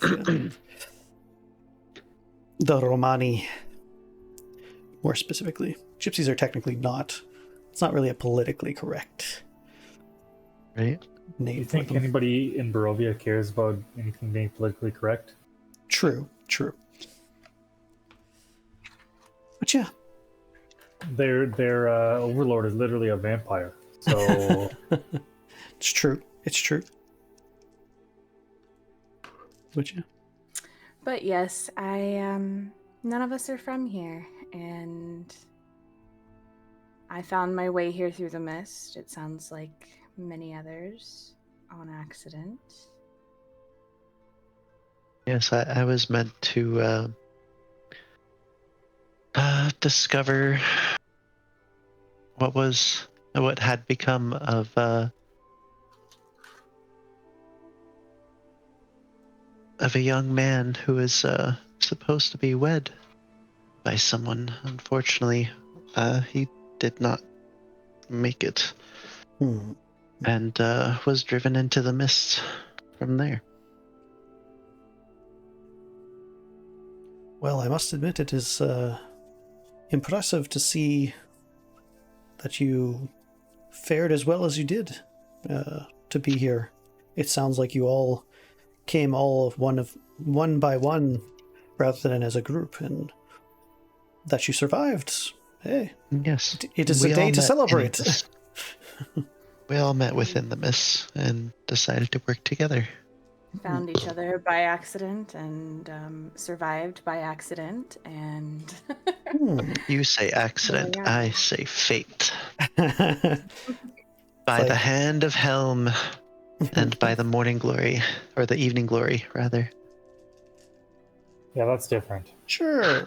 It's like, well, by fate anyway. And they kind of, raise their glass to that. And yeah, they're all very, for the most part, very positive and like supportive of whatever you guys say. But they clearly don't necessarily believe one thing or the other. But they'll sort of, anything that happens to like fall within their belief systems are like, yeah, that one, yeah, we can. That's the one I believe. But even then, they're very like casual about it. So cool. Well, at that point, yeah, if there's nothing else that you guys are looking for, then beds have been sort of prepared for you. They're simple tents and everything like that for your own bedrolls and stuff. But the night starts to wind down. And Ireena eventually goes to bed herself. Seems relatively. Still detoxing? You will get to roll your, what do we say? I think was it wisdom or constitution? I better look it up real quick. I don't remember. I imagine constitution. I think it was constitution, but let me just double check. I don't remember.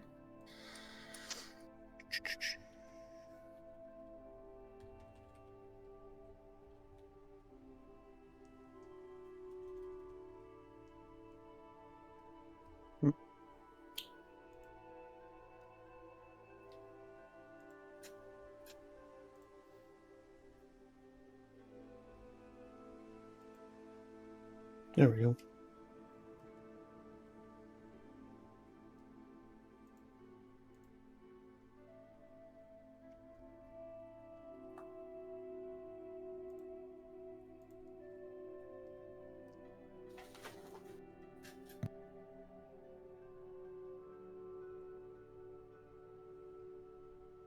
Well, that tells me the DC, not what the DC is of. I wrote it down, but I didn't write down the silly. Surely I have it here somewhere. Okay. You have it there, and don't call me Shirley.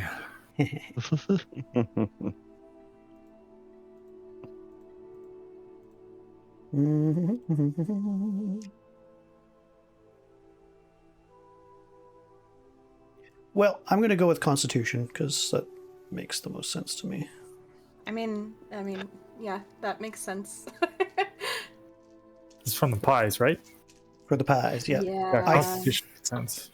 I think, Zoltan, you made all yours, so I don't think you need to roll tonight. Okay. So I think you're good after tonight. Or like after last night. What'd you get there, Shanna? D20. I haven't rolled yet. Okay, you roll a D20. I rolled a 13. Nice, you just made it. Oh, okay.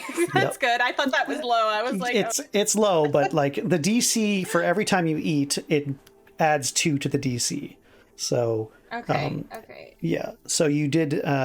You failed 1, but now. So yeah, basically in the morning, from here in the morning, you will not have your exhaustion levels and everything like that. You'll finally get a good night's sleep. You don't have nightmares tonight. And it's the first peaceful night you've had in several days at least, so.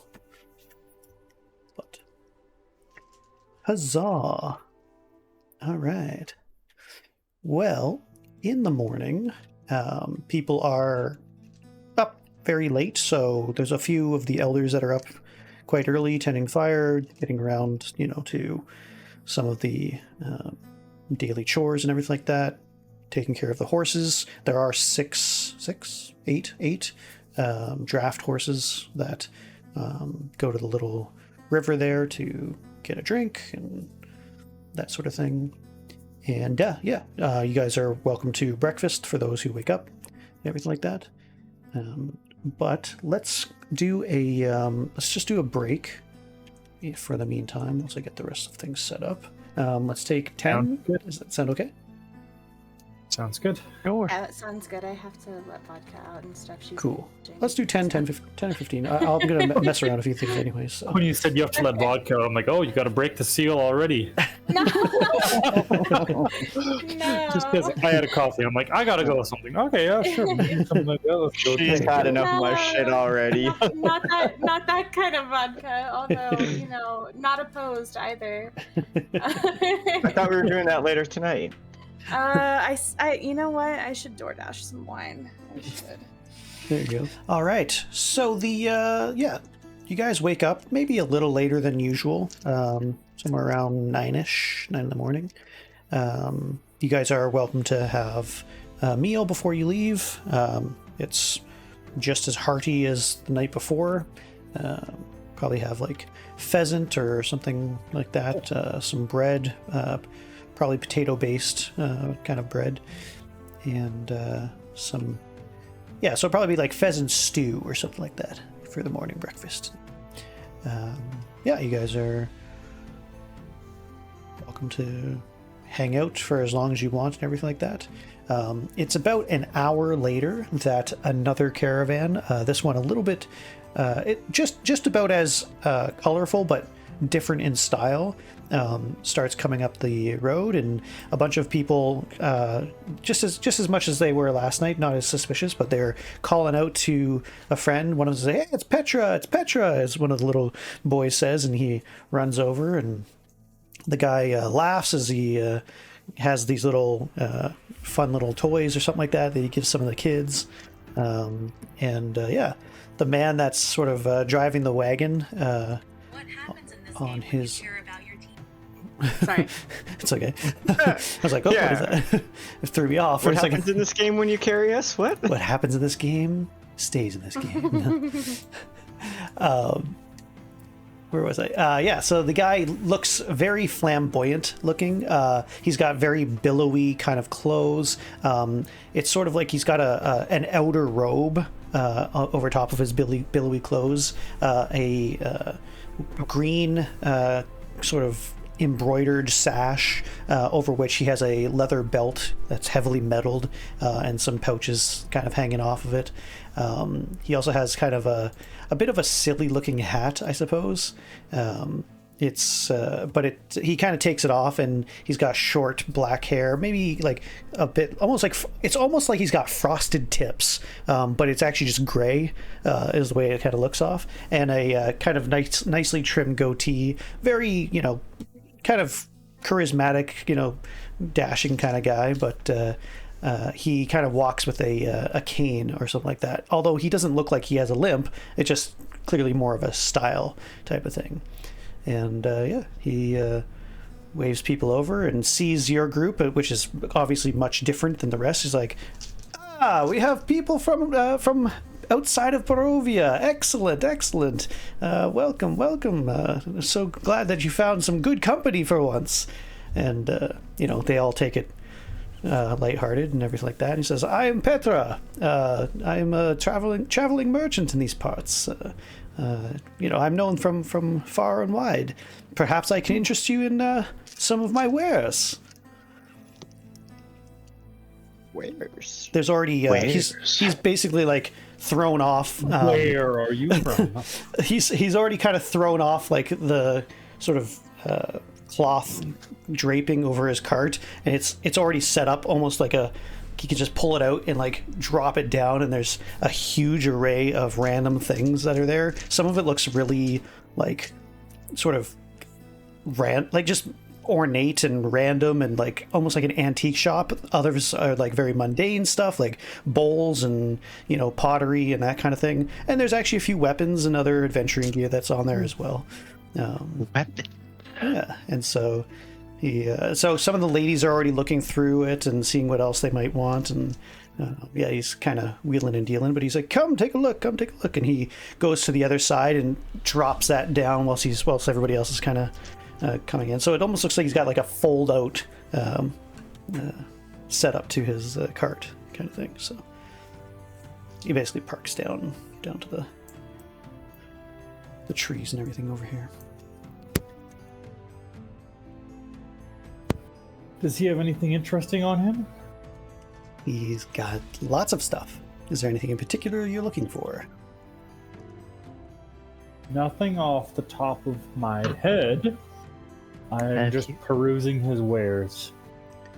Have you any heavy weapons? Heavy weapons? I might, yes. Let me Such as a great axe, a great sword. Let me just take a look here.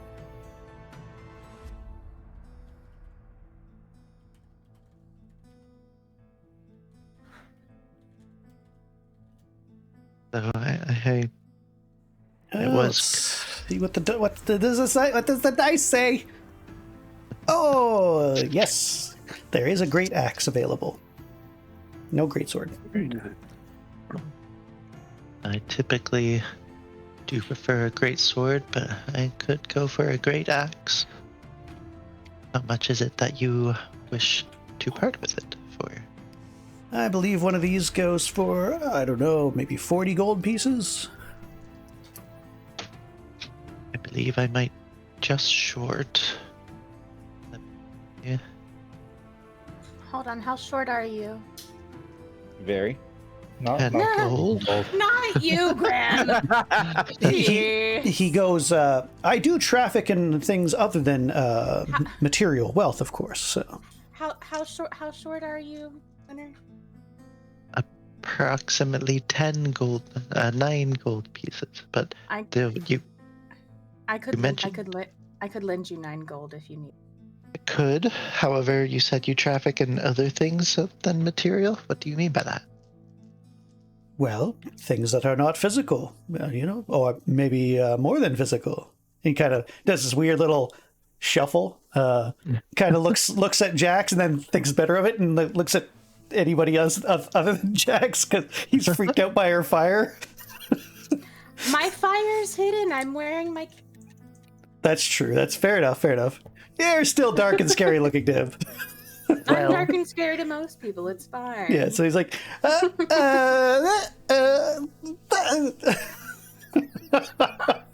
It has been crossing my mind to something else other than a heavy weapon, possibly something that I can use with a shield. However, I do like to put some power behind my attacks. So, well, I do have a long sword as well. Classic. 1d10 with 2 hands. That I can afford. Do you happen to have a maul? A maul? No, I don't know many people who would want to use a maul. I know a lot of catty ladies that like to maul me, but other than that. Well, again he like looks at Jackson like, yeah. It's like, he thinks better of it like every time. Well, I think I'll probably go with the longsword. You can hold on to your gold, Jax, but I do appreciate your generosity. Excellent. So, well, that would be 20 gold pieces if you have it. Cha-ching. Boom. Hands over the gold. Excellent. Now, just between you and me, I always like to sprinkle in a little extra for those who are, such generous patrons of my fine wares. And so he kind of like goes like this. It's like, I traffic also in secrets, and I like to give a secret as sort of a bonus. Just to let you know that there's a herbalist on the outskirts of Vallaki who has some of the best herbs and remedies in all of Barovia. Be sure to keep an eye out. Does he make sandwiches on Italian herbs and cheese? That's right. Baked right into the bread. The potato bread. Good. There's nothing special about this longsword, right? Just regular. Do you ask him? Long. Sure. Okay. Special? Special as in magical? No, I'm afraid not. However, I do have a particularly powerful magical item for the right buyer. I'm kind of keeping it on the down low, because sometimes I'd like it to use it myself. But for the right price, it could go for anybody who's interested. What is this magical item that you speak of? He brings out a mirror and then spins it around, and it's busted, except for one large shard in the corner of it that's still stuck fast. It's like, this. Pause for dramatic effect. Yep. Magical, you say? It is indeed. You can check yourself if you will, if you have the sight to do so. But this is what is called the cursed mirror. Now, it says it's cursed, but I promise it's not. I've used it myself. I haven't had anything, bad luck for 7 years, none of that. It's perfectly fine. This little shard in the mirror It is the remnants of a much more powerful magical item. And so I can give it to you for much less than it used to be. It used to be a mirror costing far more than 5,000 gold pieces. For you, I'd say 1,200 gold pieces. But it's not... You think that that's a lot. I understand completely. But when you gaze into this, not only do you gaze into the truth of matters, but you can even gaze into the truth once per day into the minds of another. It is amazing. I will gaze my ass out this door for 1,200 pieces.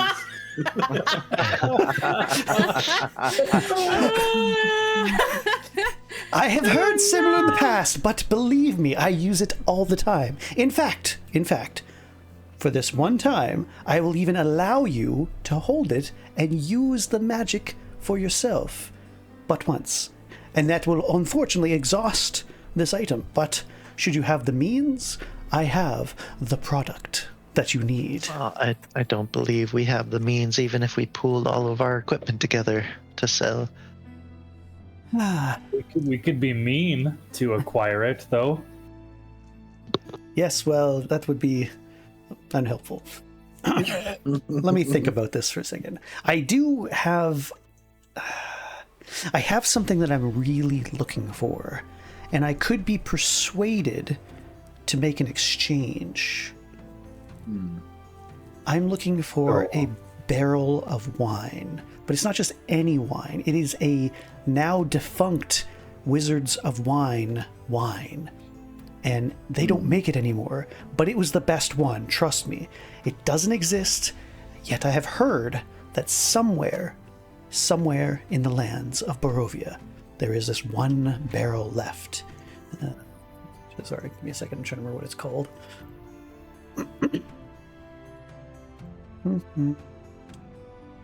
It is called Champagne de la Stompe.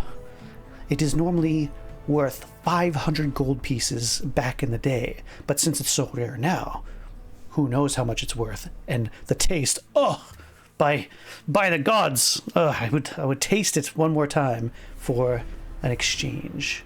So if you happen by it, I travel all over. Can I use the mirror to see if he's being honest about how good the wine is? Sure, yeah, absolutely. Okay. So what he does is he whispers the Dwemer into the mirror itself and then hands it to you, so you don't hear what the actual magic word is to actually activate it. Mm-hmm. And you gain the ability to do detect thoughts whilst holding the mirror. Okay, I will try to detect his thoughts about this wine. All right, give me an insight check, please. Okay, insight. At advantage now. At advantage, good.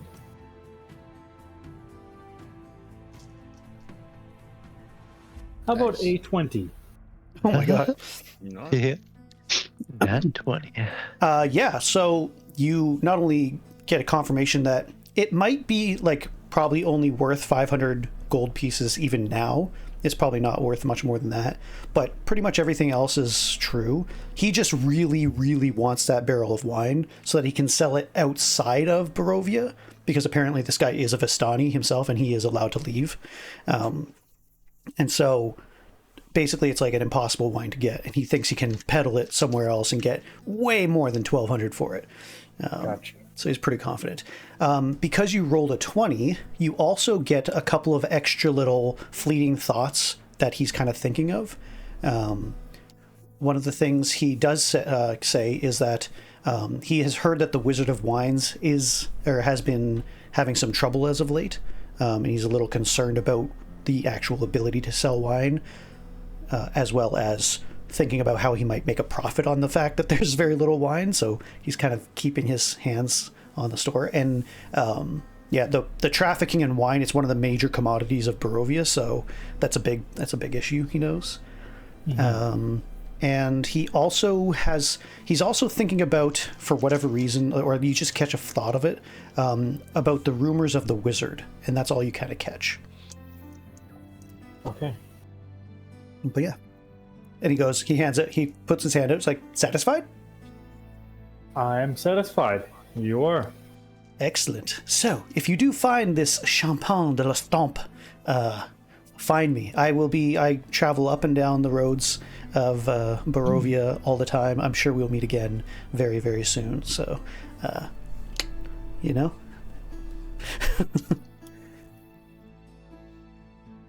Do you happen to know of a lake nearby with any children? Just curious. A lake like Lake Zarovich? Yeah, are there any children who live near that lake? Like just any children? I mean, there's children in Vallaki. I know there's a few different bodies of water around here. Lake Zarovich is probably the most common one, so that would be, just north of Vallaki. It's not very good fishing, although there's some people that just really love fishing, and they'll just go desperately trying to make a living from it, and I feel pretty sad for the sods, but sometimes I'll buy their fish kind of as a charity, you know? They're like little minnows, like, I'll give them a couple of copper, whatever. That's nice of you. I know, right? You're so thoughtful. You flatter me. Thank you, sir. I appreciate you. Not at all, not at all. Yeah. Since I have you here, I have an additional rope. I was wondering if you'd be interested in buying it, or are you already strapped with rope? No, always could have a good piece of rope for someone around here, so.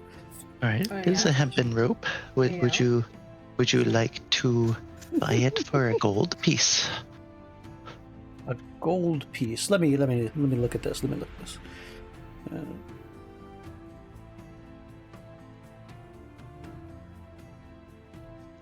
Kind of like he basically goes through the entire length, like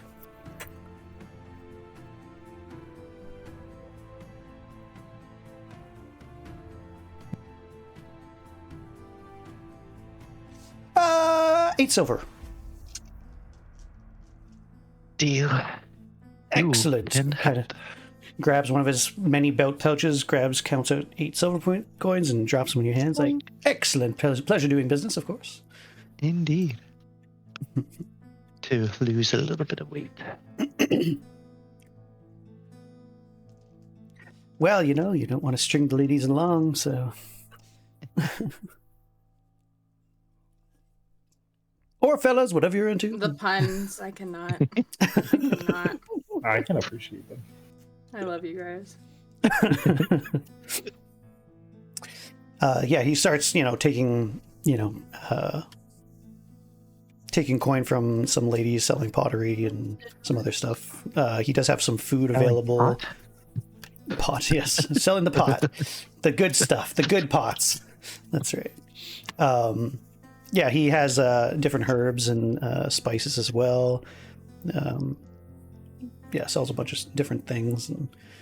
But otherwise, do you guys want anything else? Or see if you have any daggers. Looking for see what kind of daggers you have. Yes, I have daggers that you can throw, daggers that you can toss, daggers that you can drop, because, sometimes you just gotta drop it. Daggers for special. Say that again? I'm looking for a particular dagger, like something that either is retrievable or maybe it has some magic to it. Just kind of seeing what you might have besides what you can show me. Maybe a dagger you have on your body. Who knows? I don't have anything that will return to you. I do have a masterwork dagger. It is fairly expensive. It is a personal one of my own. I could be persuaded to get rid of it. He looks like he's really thinking hard on whether he wants to sell it. But masterwork gear does have a tendency to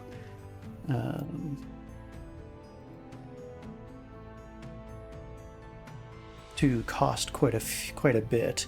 It's also, let me just double check. I think I'm misrepresenting this thing.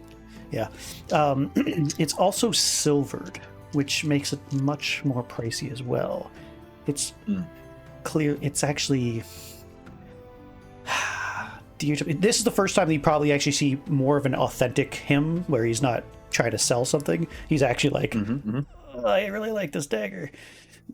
It, as you may know, silvered daggers can attack things like lycanthropy and I think ghosts as well, if I remember correctly. So this one is probably worth about 325 gold pieces. It is okay. It's available, about, I guess, but yeah. How about we incorporate if we find your wheel of wine, your barrel of wine, and we get the mirror, and also I get that dagger. What do you say? Thinks on it for a moment. I do like that wine. Perhaps I'll throw in the dagger at a discounted price. How about that? Let's say 25% off. Yeah, let's do 50. Do 50% off. Go ahead and roll persuasion for me. I'll roll persuasion. Or intimidation if you want to say it. It's intimidating. I'll roll intimidation. Why not? Because that's what I'm good at. All right. Nice. Only a 9 though. Darn. Okay. Inspiration. He you know, you did you want to use inspiration? I think you do have it. Yeah, let's do and what's the inspiration? Just at the top with your speed, your walking speed. Oh, you can click it and then you can re-roll. Okay. Incentive. 9 as well. Oh, you got 9 again? Oh, shucks. Yeah, darn. That's okay. Okay. You win. He sees what you're trying to do, and he feigns fear. You don't come off as like you really want to actually hurt him, or anything like that. So he says, "Yeah, I'll tell you what, 30% for a friend, since you guys have already bought stuff today. Fair? Fair. Perfect." And he'll actually shake your hand on it. And, yep. Yeah. 25 times 70%, 227.5 gold. We don't have that much, but we can find some. He doesn't know that, so you know. That's right. We might find that. Who knows? Okie. Excellent. But yeah, anybody else want anything else from the guy, or? No, I don't need anything. All right. Nothing to sell, anything like that? I just want to make sure you have that. I still have the tusk, but I'm keeping a hold of it. Let me double check here. It's on my belt if he wants it.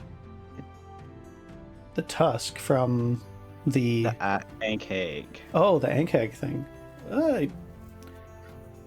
He'll look at it and he'll think about it. You know what? I'll ask him. Sorry, I'll let you finish there. Didn't mean to interrupt. He won't say anything unless you actually mention that you want to sell it, but yeah. No, I just keep it on me. I don't think I have anything, so. Okay. I will ask him if he has any scimitars. Scimitar. Not a very common blade, you would think, but unfortunately, no. Just long swords and short swords and daggers. Okay. No worries. But yeah. Next time, I promise you, I will have a scimitar the next time you see me, though. Perfect. All right. Well, if there's nothing else, I believe I have other customers waiting for me. So. Bid you good day. For some reason, I'm envisioning this guy like Gandalf when he goes and visits the Shire. Yeah, kind of. I almost have him. It's funny. I don't know if I thought about that, but I wanted him to be sort of a less obnoxious but still charismatic kind of Volo character. Okay. Yep. You know, hopefully Yeah, I less see obnoxious because man, that guy. yeah, he's not like an actual crook or anything like that. He's actually a good guy, and everybody like knows him and enjoys him. But yeah. Anyway, So yeah, that was Petra. So that'll be a character you run into reasonably often, so that you guys can actually sell any of the crap you end up finding. But it's good. What would you guys like to do? You have apparently 3 days to get to possibly Lake Zarovich. You're not sure. That's to at least find somebody some child you're supposed to help or save or something. I say We're on a we bit of go. a timeline for that, so we should go. But yeah, other than that, I'm trying to remember. Oh yeah, and then actually, just give me a second here. I do have your list of quests here.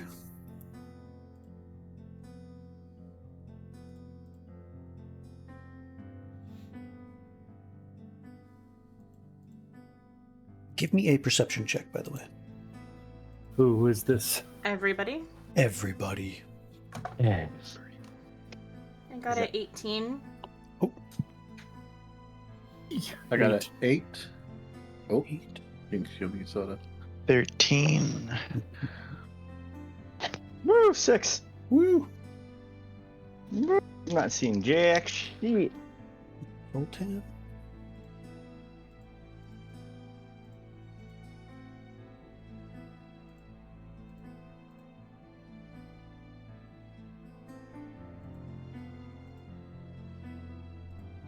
Sorry, Zoltan, did you say you were 8 as well. Yeah. Oh, okay, sorry. No, it's okay. I said it at the same time as Adam. So Gotcha. Collusion. All right. So the only person then that would have seen would be Jax.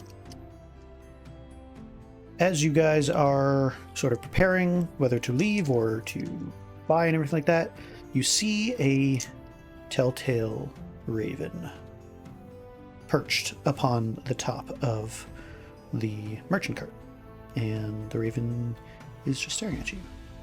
And more importantly, or more interestingly, you have another raven that nobody else can see, a white one that sits perched upon the wagon, staring at that raven. But that raven doesn't seem to see the other raven, so It's a white raven that no one can, including the raven that's there. yeah. So it's obviously cured. It's like the one from before, kind of. That's right. Yeah, But exactly. white. Okay. It's a ghostly, luminescent. Okay. That's what I was trying to make sure I understood. Okay. Sorry. I'm sorry. Do you even know the reference that I'm doing? I don't know. No, I thought you were just making fun of me. No, I'm doing a movie reference. It's what is it, Joe Pesci, right? Yep. Joe Pesci. Yep. Lethal Weapon. So anyway, Okay. I thought you Lethal were Weapon just making fun 3? of me. I think 3 or 4. 3. I think it's 3. He's in 4 as well for sure, but yeah, I'm pretty sure he originally is in 3. Anyway, doesn't matter. Here I am thinking you're just making fun of me. No. I was actually trying to do it. A spoofy spoof. Okay. Just chat. It's in the chat right now.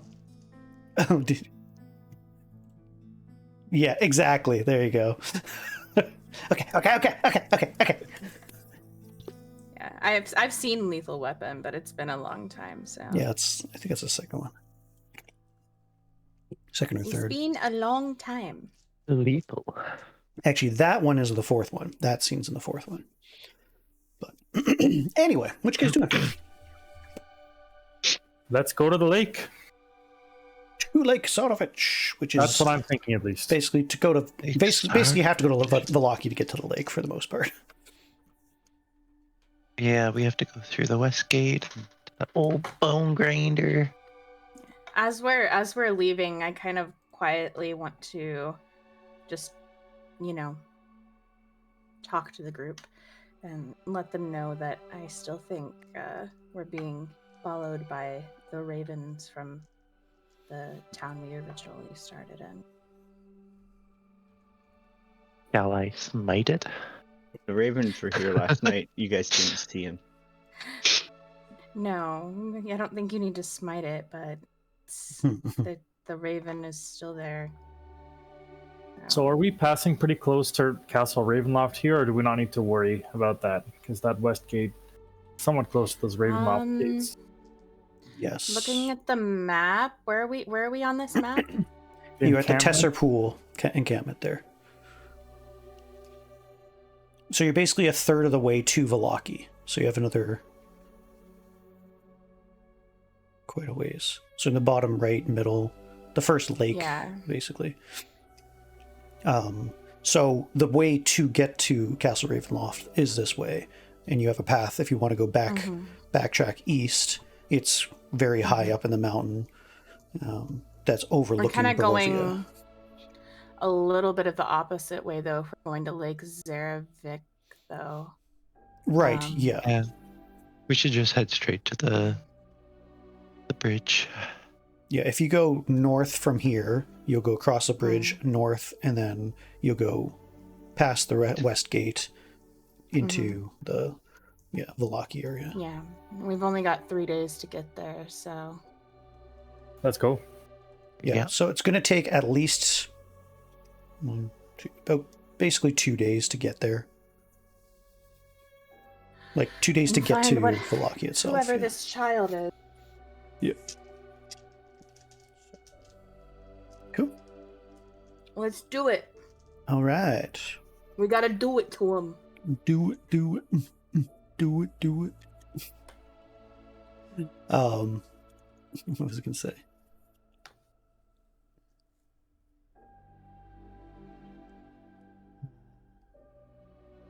Yeah.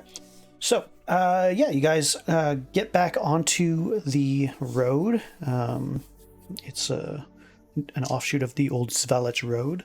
It as soon as you basically leave the Vistani encampment, the weather turns for the worse.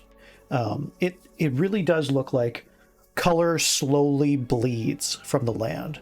The presence of, whether it's Madame Eva or those people, their boisterousness, their spirit, whatever it is about that camp, it made it like much more lush in the area. The water seemed cleaner. Everything about it seemed fine.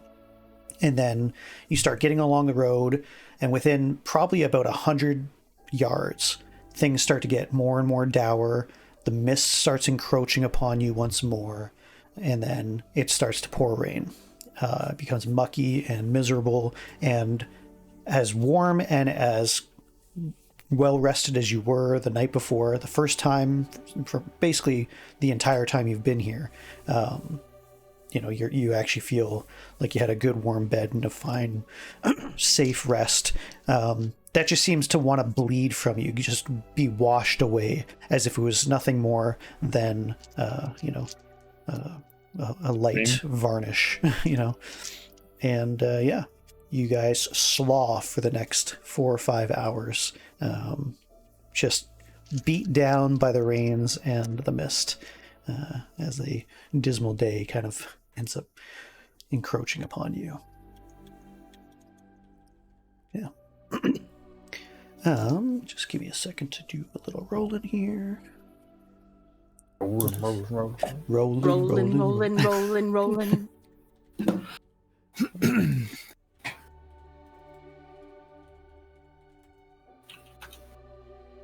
All right. So for today, you find yourselves just mostly inundated with rain. It is pretty miserable to have virtually all of your belongings, all of you completely soaked through.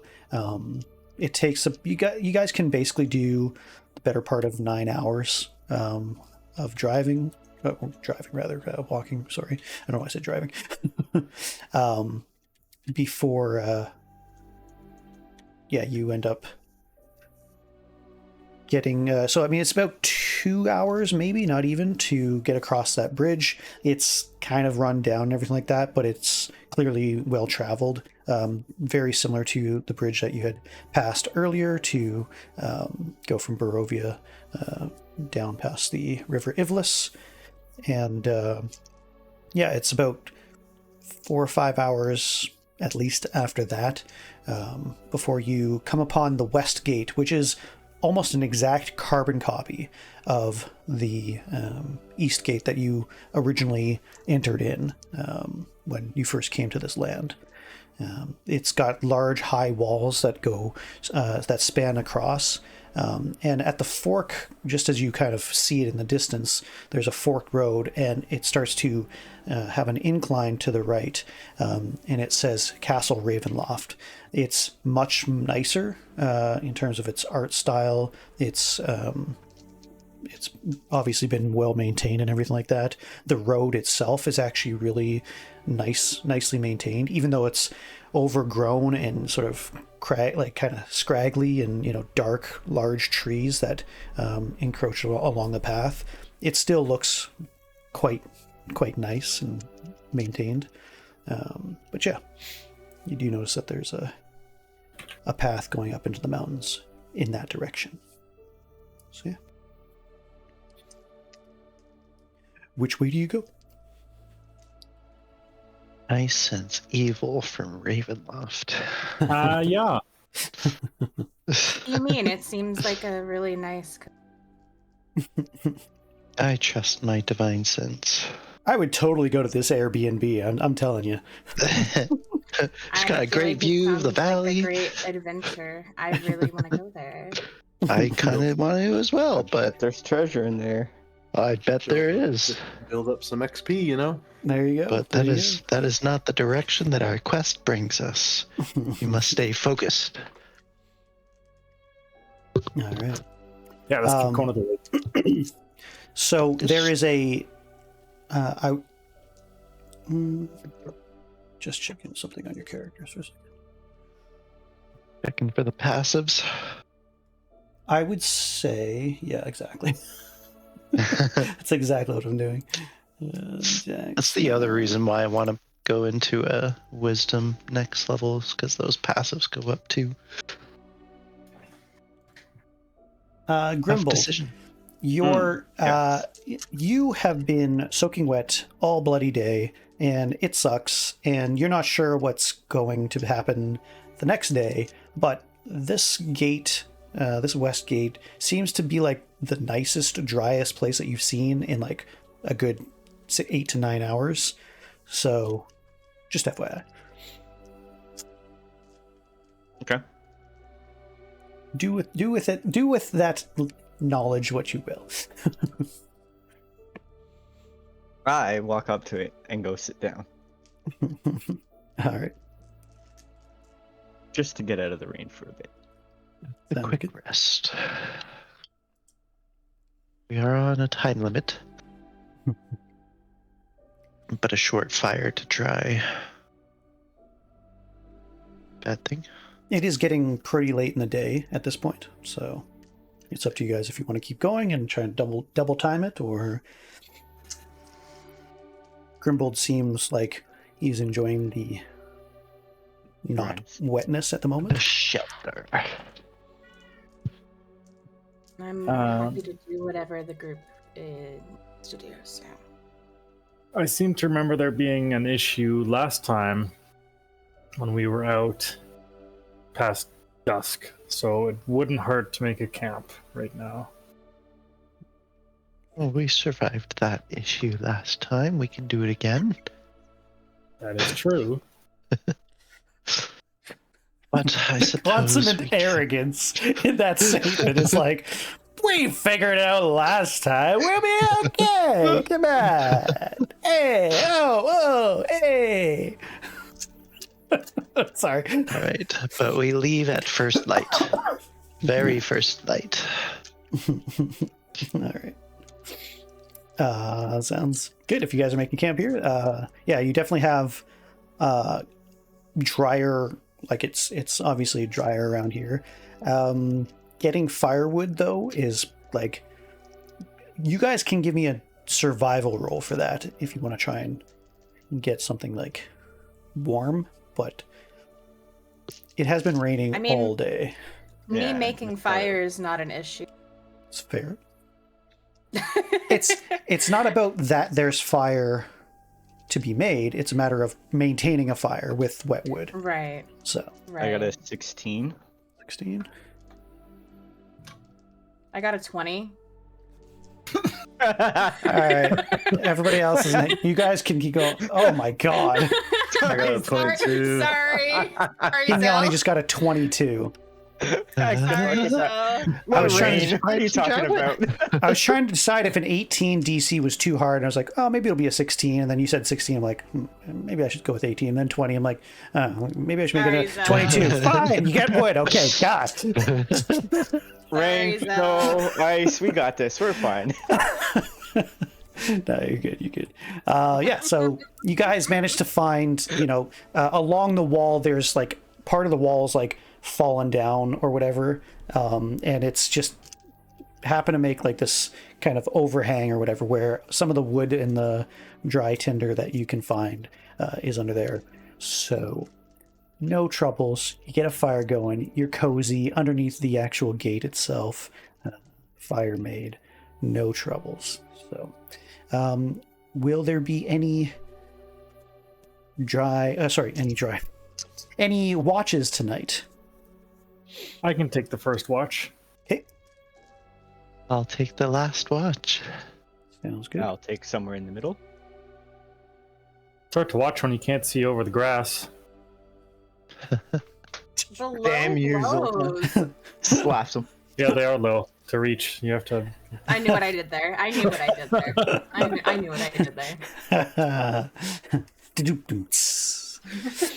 Cool. Okay. Ireena is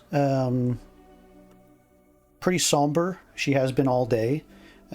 She's pretty happy to just kind of go with you guys at this point. She's not overly intent on guiding or making, decisions and everything like that. But yeah, she decides that she would prefer to take one of the watches tonight as well. So some of you who need more sleep than others are welcome to sleep extra. You don't need to all be up or whatever. So, but yeah, she's kind of one of those contemplative people who is sort of off, kind of arms, crossed her chest and sort of leaning against a wall, just looking out at the rain as it continues to pour down in sheets. And it's very loud, by the way. So keeping watch means actually watching. So you probably will get disadvantage at actually, if it continues like this all night, in terms of actually hearing anything. So just because I know we're also supposed to be actually like protecting her as well, when she keeps watch, I'd like to stay up with her. Okay, fair enough. Sounds good. Give me a second here. We friends. Brandos, yay! Thanks, bestie. Us girly pups gotta stick together, That's right. Friends in low places. Well, listen, my friends in low places let my brother die, so. Ooh. Good times, good times. And then came and took his place. How about that? There you go. And ooh. Okay. Good to know. All right.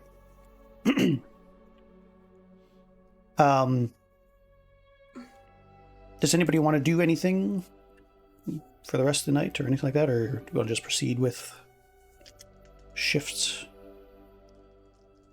Just I don't think there's much to proceed do, with so- shifts. Okay. Sounds good. At one point during the night, whether because Ireena is unaccustomed to adventuring, or maybe hasn't been getting much sleep, or is kind of disturbed or whatever, she does end up nodding off during her watch. And Disturbed. I'm up with her though. Yeah, exactly. That's fine. At some point, she starts looking like she's having a nightmare or something like that. So she's kind of leaning up against one of the walls or whatever.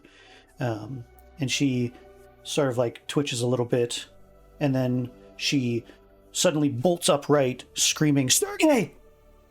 And then looking absolutely horrified, like she just witnessed something, terrible.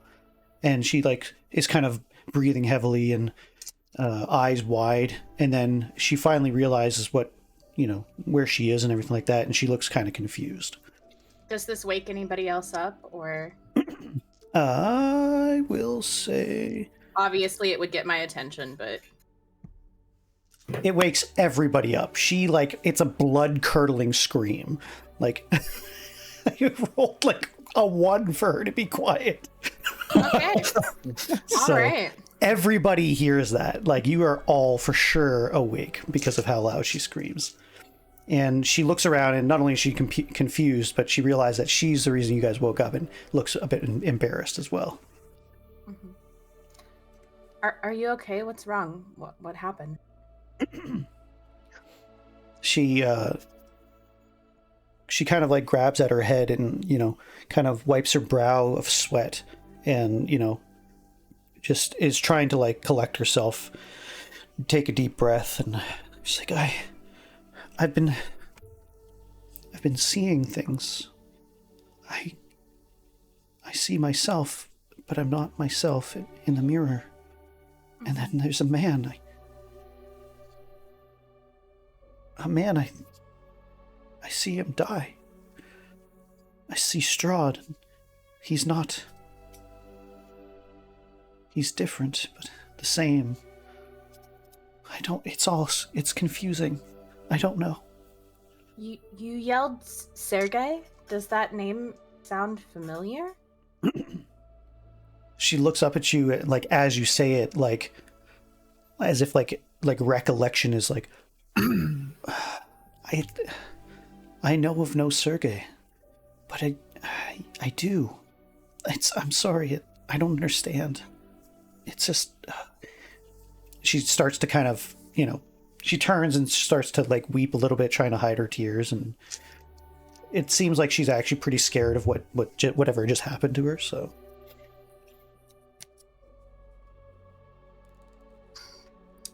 I'm really genuinely curious if there's not more to your life that you don't know about, especially considering the fact that you were called a different name at the madam's tent.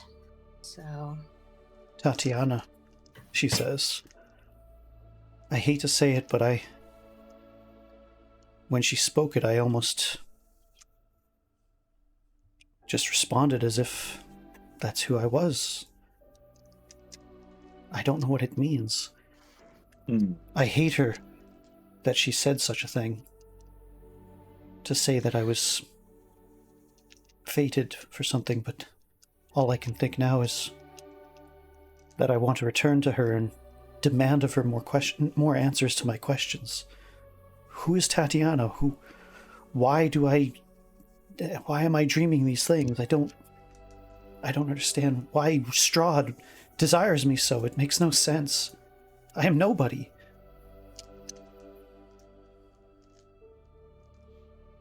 Your dad and your brother, you remember your childhood with them? Everything? So far as I can remember. Nobody said anything. They always, I don't know, looked at me as like the red-headed stepchild. But, I mean, I was quiet. I stayed out of people's way, and I was kind to them, and I just thought it was the way of the people. And maybe there is something of my past I don't understand. But why wouldn't they tell me? Why wouldn't Ismark? She kind of throws up. You. Yeah, she kind of throws up her Protect hand, kind of them. frustrated. Yeah. Could Maybe be anything. all I can say is how I feel, and how I feel is I've been lied to from everyone. All those who say they care about me, and worse, I lie to myself that I don't even know who I am anymore. Why am I here? I don't understand it. It's not a lie if you don't know. She kind of nods, We'll figure this out. We'll figure it out. We're here to help you. And we'll get through this together. Thank you. I hope so. Would you like to rest? Maybe everybody else go back to sleep. I'll keep watch. It's okay. She nods, and she does kind of look like she's got quite a headache and, is pretty tired, bags under her eyes, and decides to go and lie down on her own pack and such. So. Okay. Yeah, so the rest of the night's watches go without any craziness. The rain finally starts to let up during the last watch. It's still drizzling by the time first light comes, but yeah, first light does in fact come. So.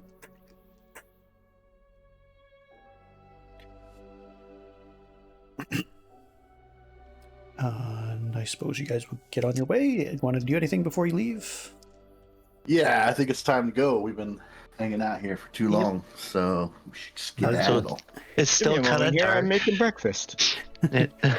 Making bacon pancakes. When it's still kind of dark and I'm on the last shift and I see like the light come up, I cast my cantrip light of my own in front, and like just to like, here's light, we gotta go. Does it sound like this? Ba-la-la-la.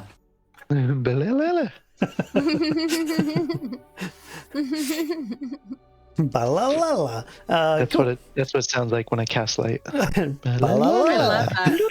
I love that. Sounds good. Yeah, no, it's good.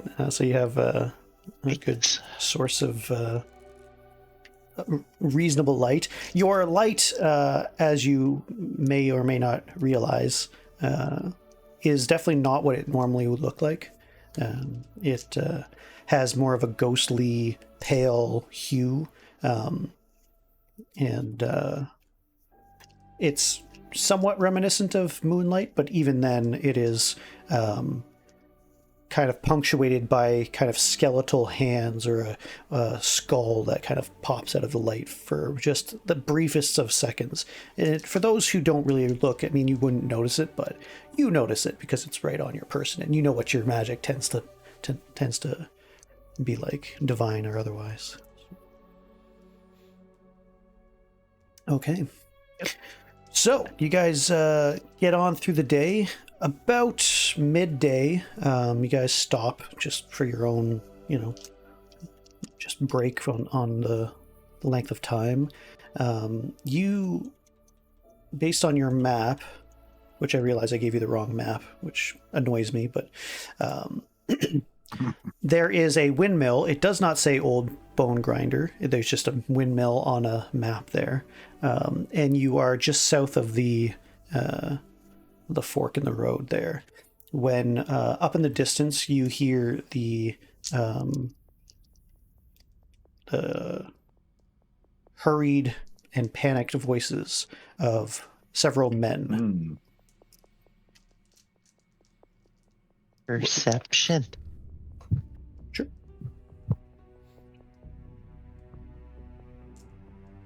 And Can we understand what they're saying? You can roll a perception if you want. Okay. 6.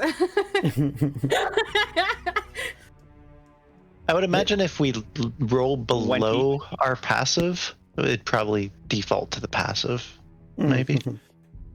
Yeah, I think I'm kind of, yeah.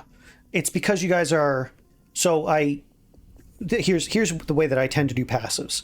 I give a scene, and anybody who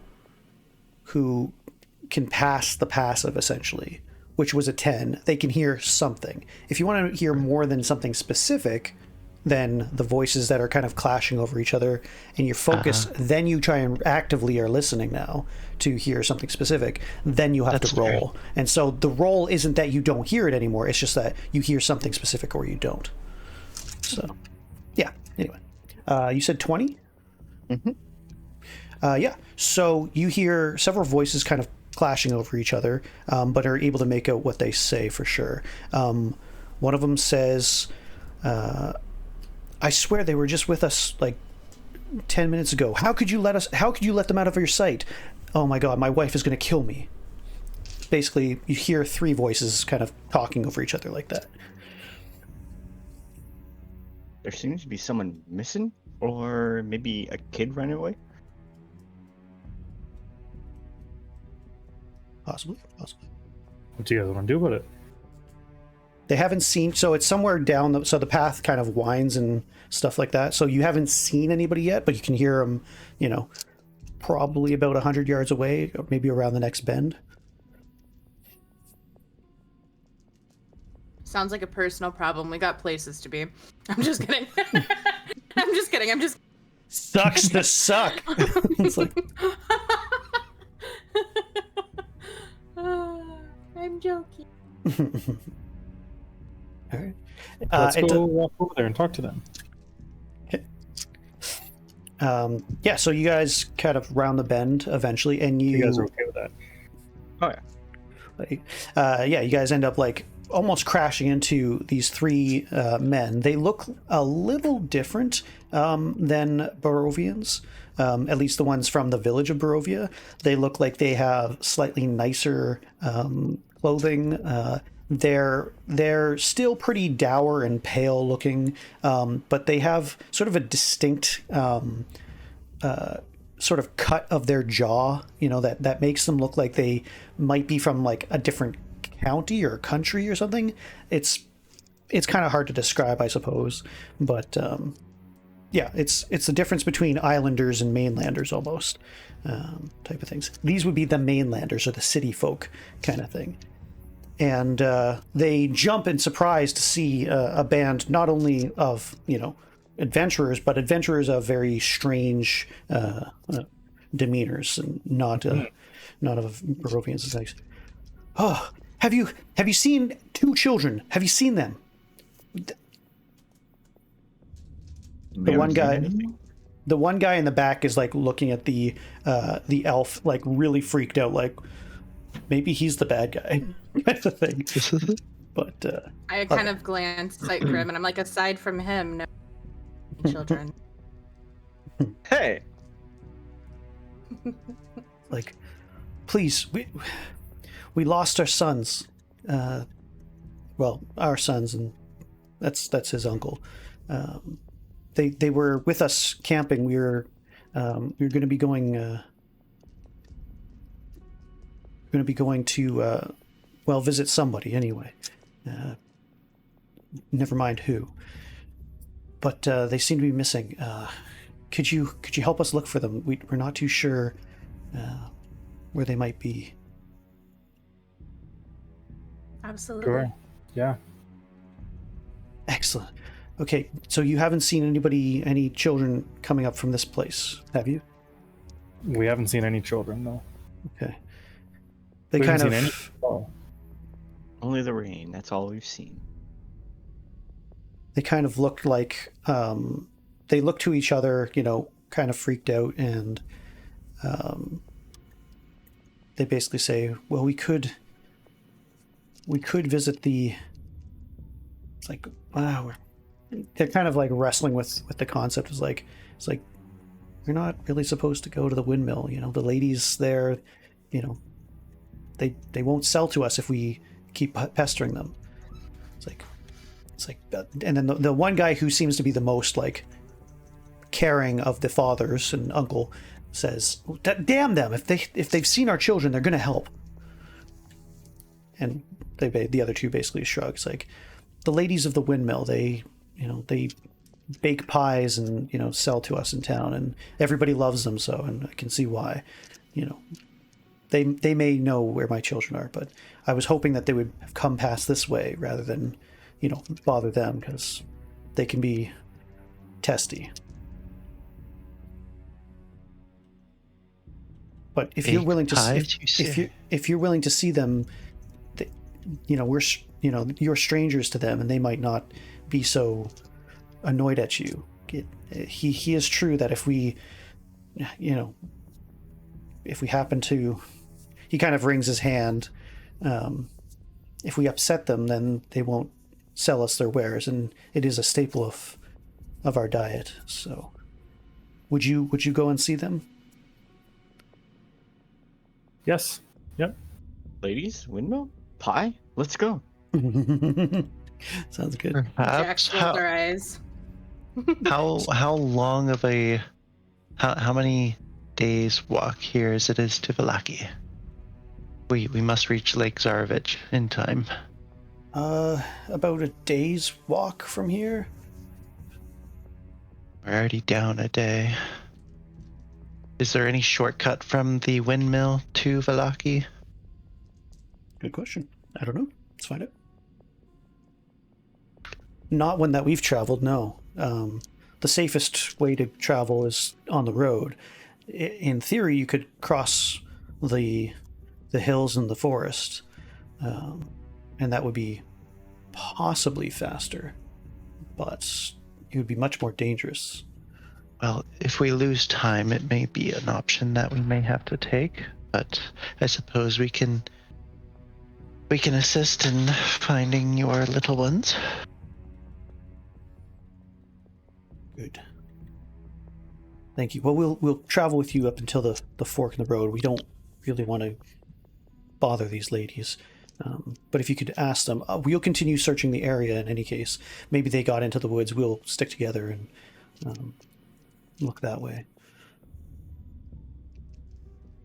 Their accents are a lot more, like, I guess, normal, you know, not so thick, kind of almost Romanian or Russian sounding. Mm-hmm. But yeah.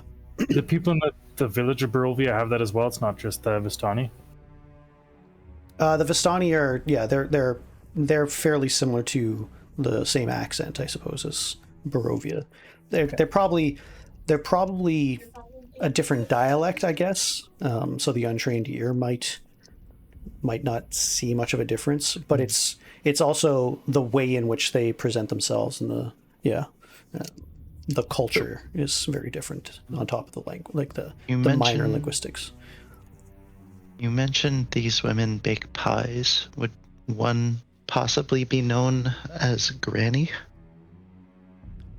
Yes, certainly one of the sisters. I believe there's 3 of them.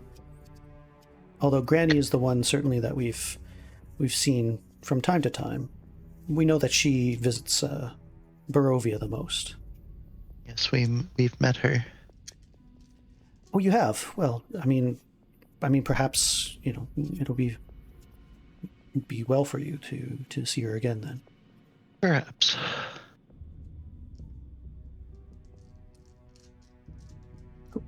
Yeah, so they'll go with your party. They'll as they're going, they do appear to be looking for their children. So they'll kind of spread out and kind of ask you to do the same, and kind of within, you know, visual range of the road, kind of do a line and kind of walk throughout the forest. It will cut your speed down a little bit, at least up until that road. So you'll lose maybe an extra hour by doing this, but they do want to start thoroughly, you know, combing the area for their children.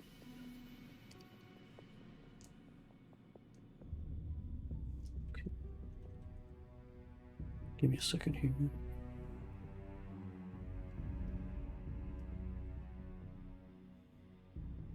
Okay. You guys get to the fork in the road, and you can see, like, it's kind of far in the distance, and then on a barren hill, this large windmill. It would take you about 10-15 minutes to get there, but you can see it even from where you are now. the winding path through these Balanok mountains hug a trail that's on the mountainous side as it descends into a fog-filled valley. In the heart of the valley, you see a walled town near the shores of Great Mountain Lake. Its waters dark and still. A branch in the road leads west to a promontory, atop which is perched a dilapidated stone windmill, its warped wooden vanes stripped bare. The men seem to be hesitant to follow you from this point on, and they just basically say, we'll backtrack from here to Vallaki together and continue to scope out the woods. Where would you guys like to go? Well, I was thinking about heading up there, but I'm still not sure why these guys are so worried about bothering these ladies. Like, are they more than just old grannies if they're afraid to go bother them? Good question. Roll insight for me. Okay, insight. Unless you want to ask them specifically, but yeah. I'll do this first, and 17. They look like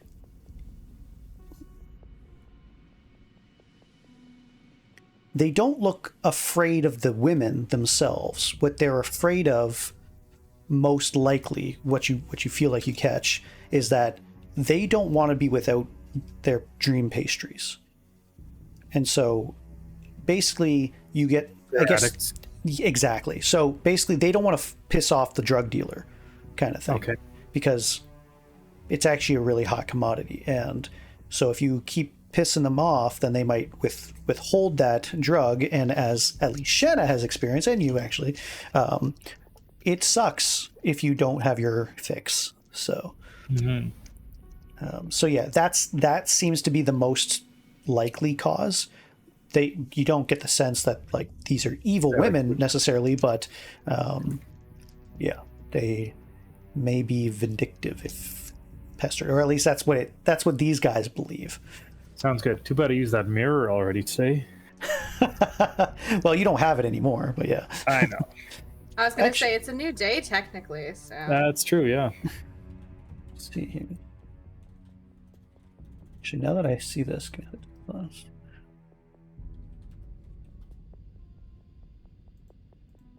I just want to know how long it lasts. Cast duration up to 1 minute. Okay, yeah, I thought it wasn't that long, so it's like it's not like a whole day thing that he gets this, right? But yeah, cool. You guys heading toward the windmill then? Yep. Perfect. Yep. All right. As you guys get closer, the onion-domed edifice leans forward and to one side, as though trying to turn away from the storm gray sky. You see gray brick walls and dirt-covered windows on the upper floors. A decrepit wooden platform encircles the windmill above a flimsy doorway leading to the building's interior. Perched on a wooden beam above the door is a raven, of a specific colored blue of one of its wing feathers. It hops about and squawks at you, seemingly agitated. Also, give me just 2 seconds. I want to see. Did you get my message there, Michael? I did not, sorry. Okay, no, it's okay. Okay.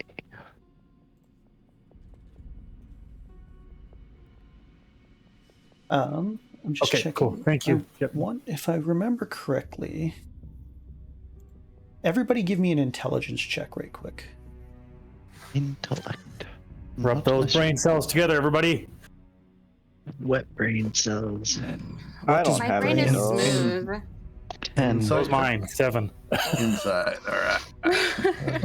intelligence. 15. Ooh, 15. Of course, the I elf. got a 17. Oh. Sorry, it's stretching. 16. Yay, I smart. Your big brain. Good job. Okay, well, About one of you time is I did smart something. enough to help me remember if anybody else wrote it down. Those who got above a 16 at least recall, I don't know if you actually have it still, but you recall that in the Death House or Durst Manor, there was several legal documents that you found. Yes. And one of Yes. those legal documents was for a windmill. It was actually the deed for the windmill. I don't know if you took it, though. I don't think I was the one who found that, so I don't have it. I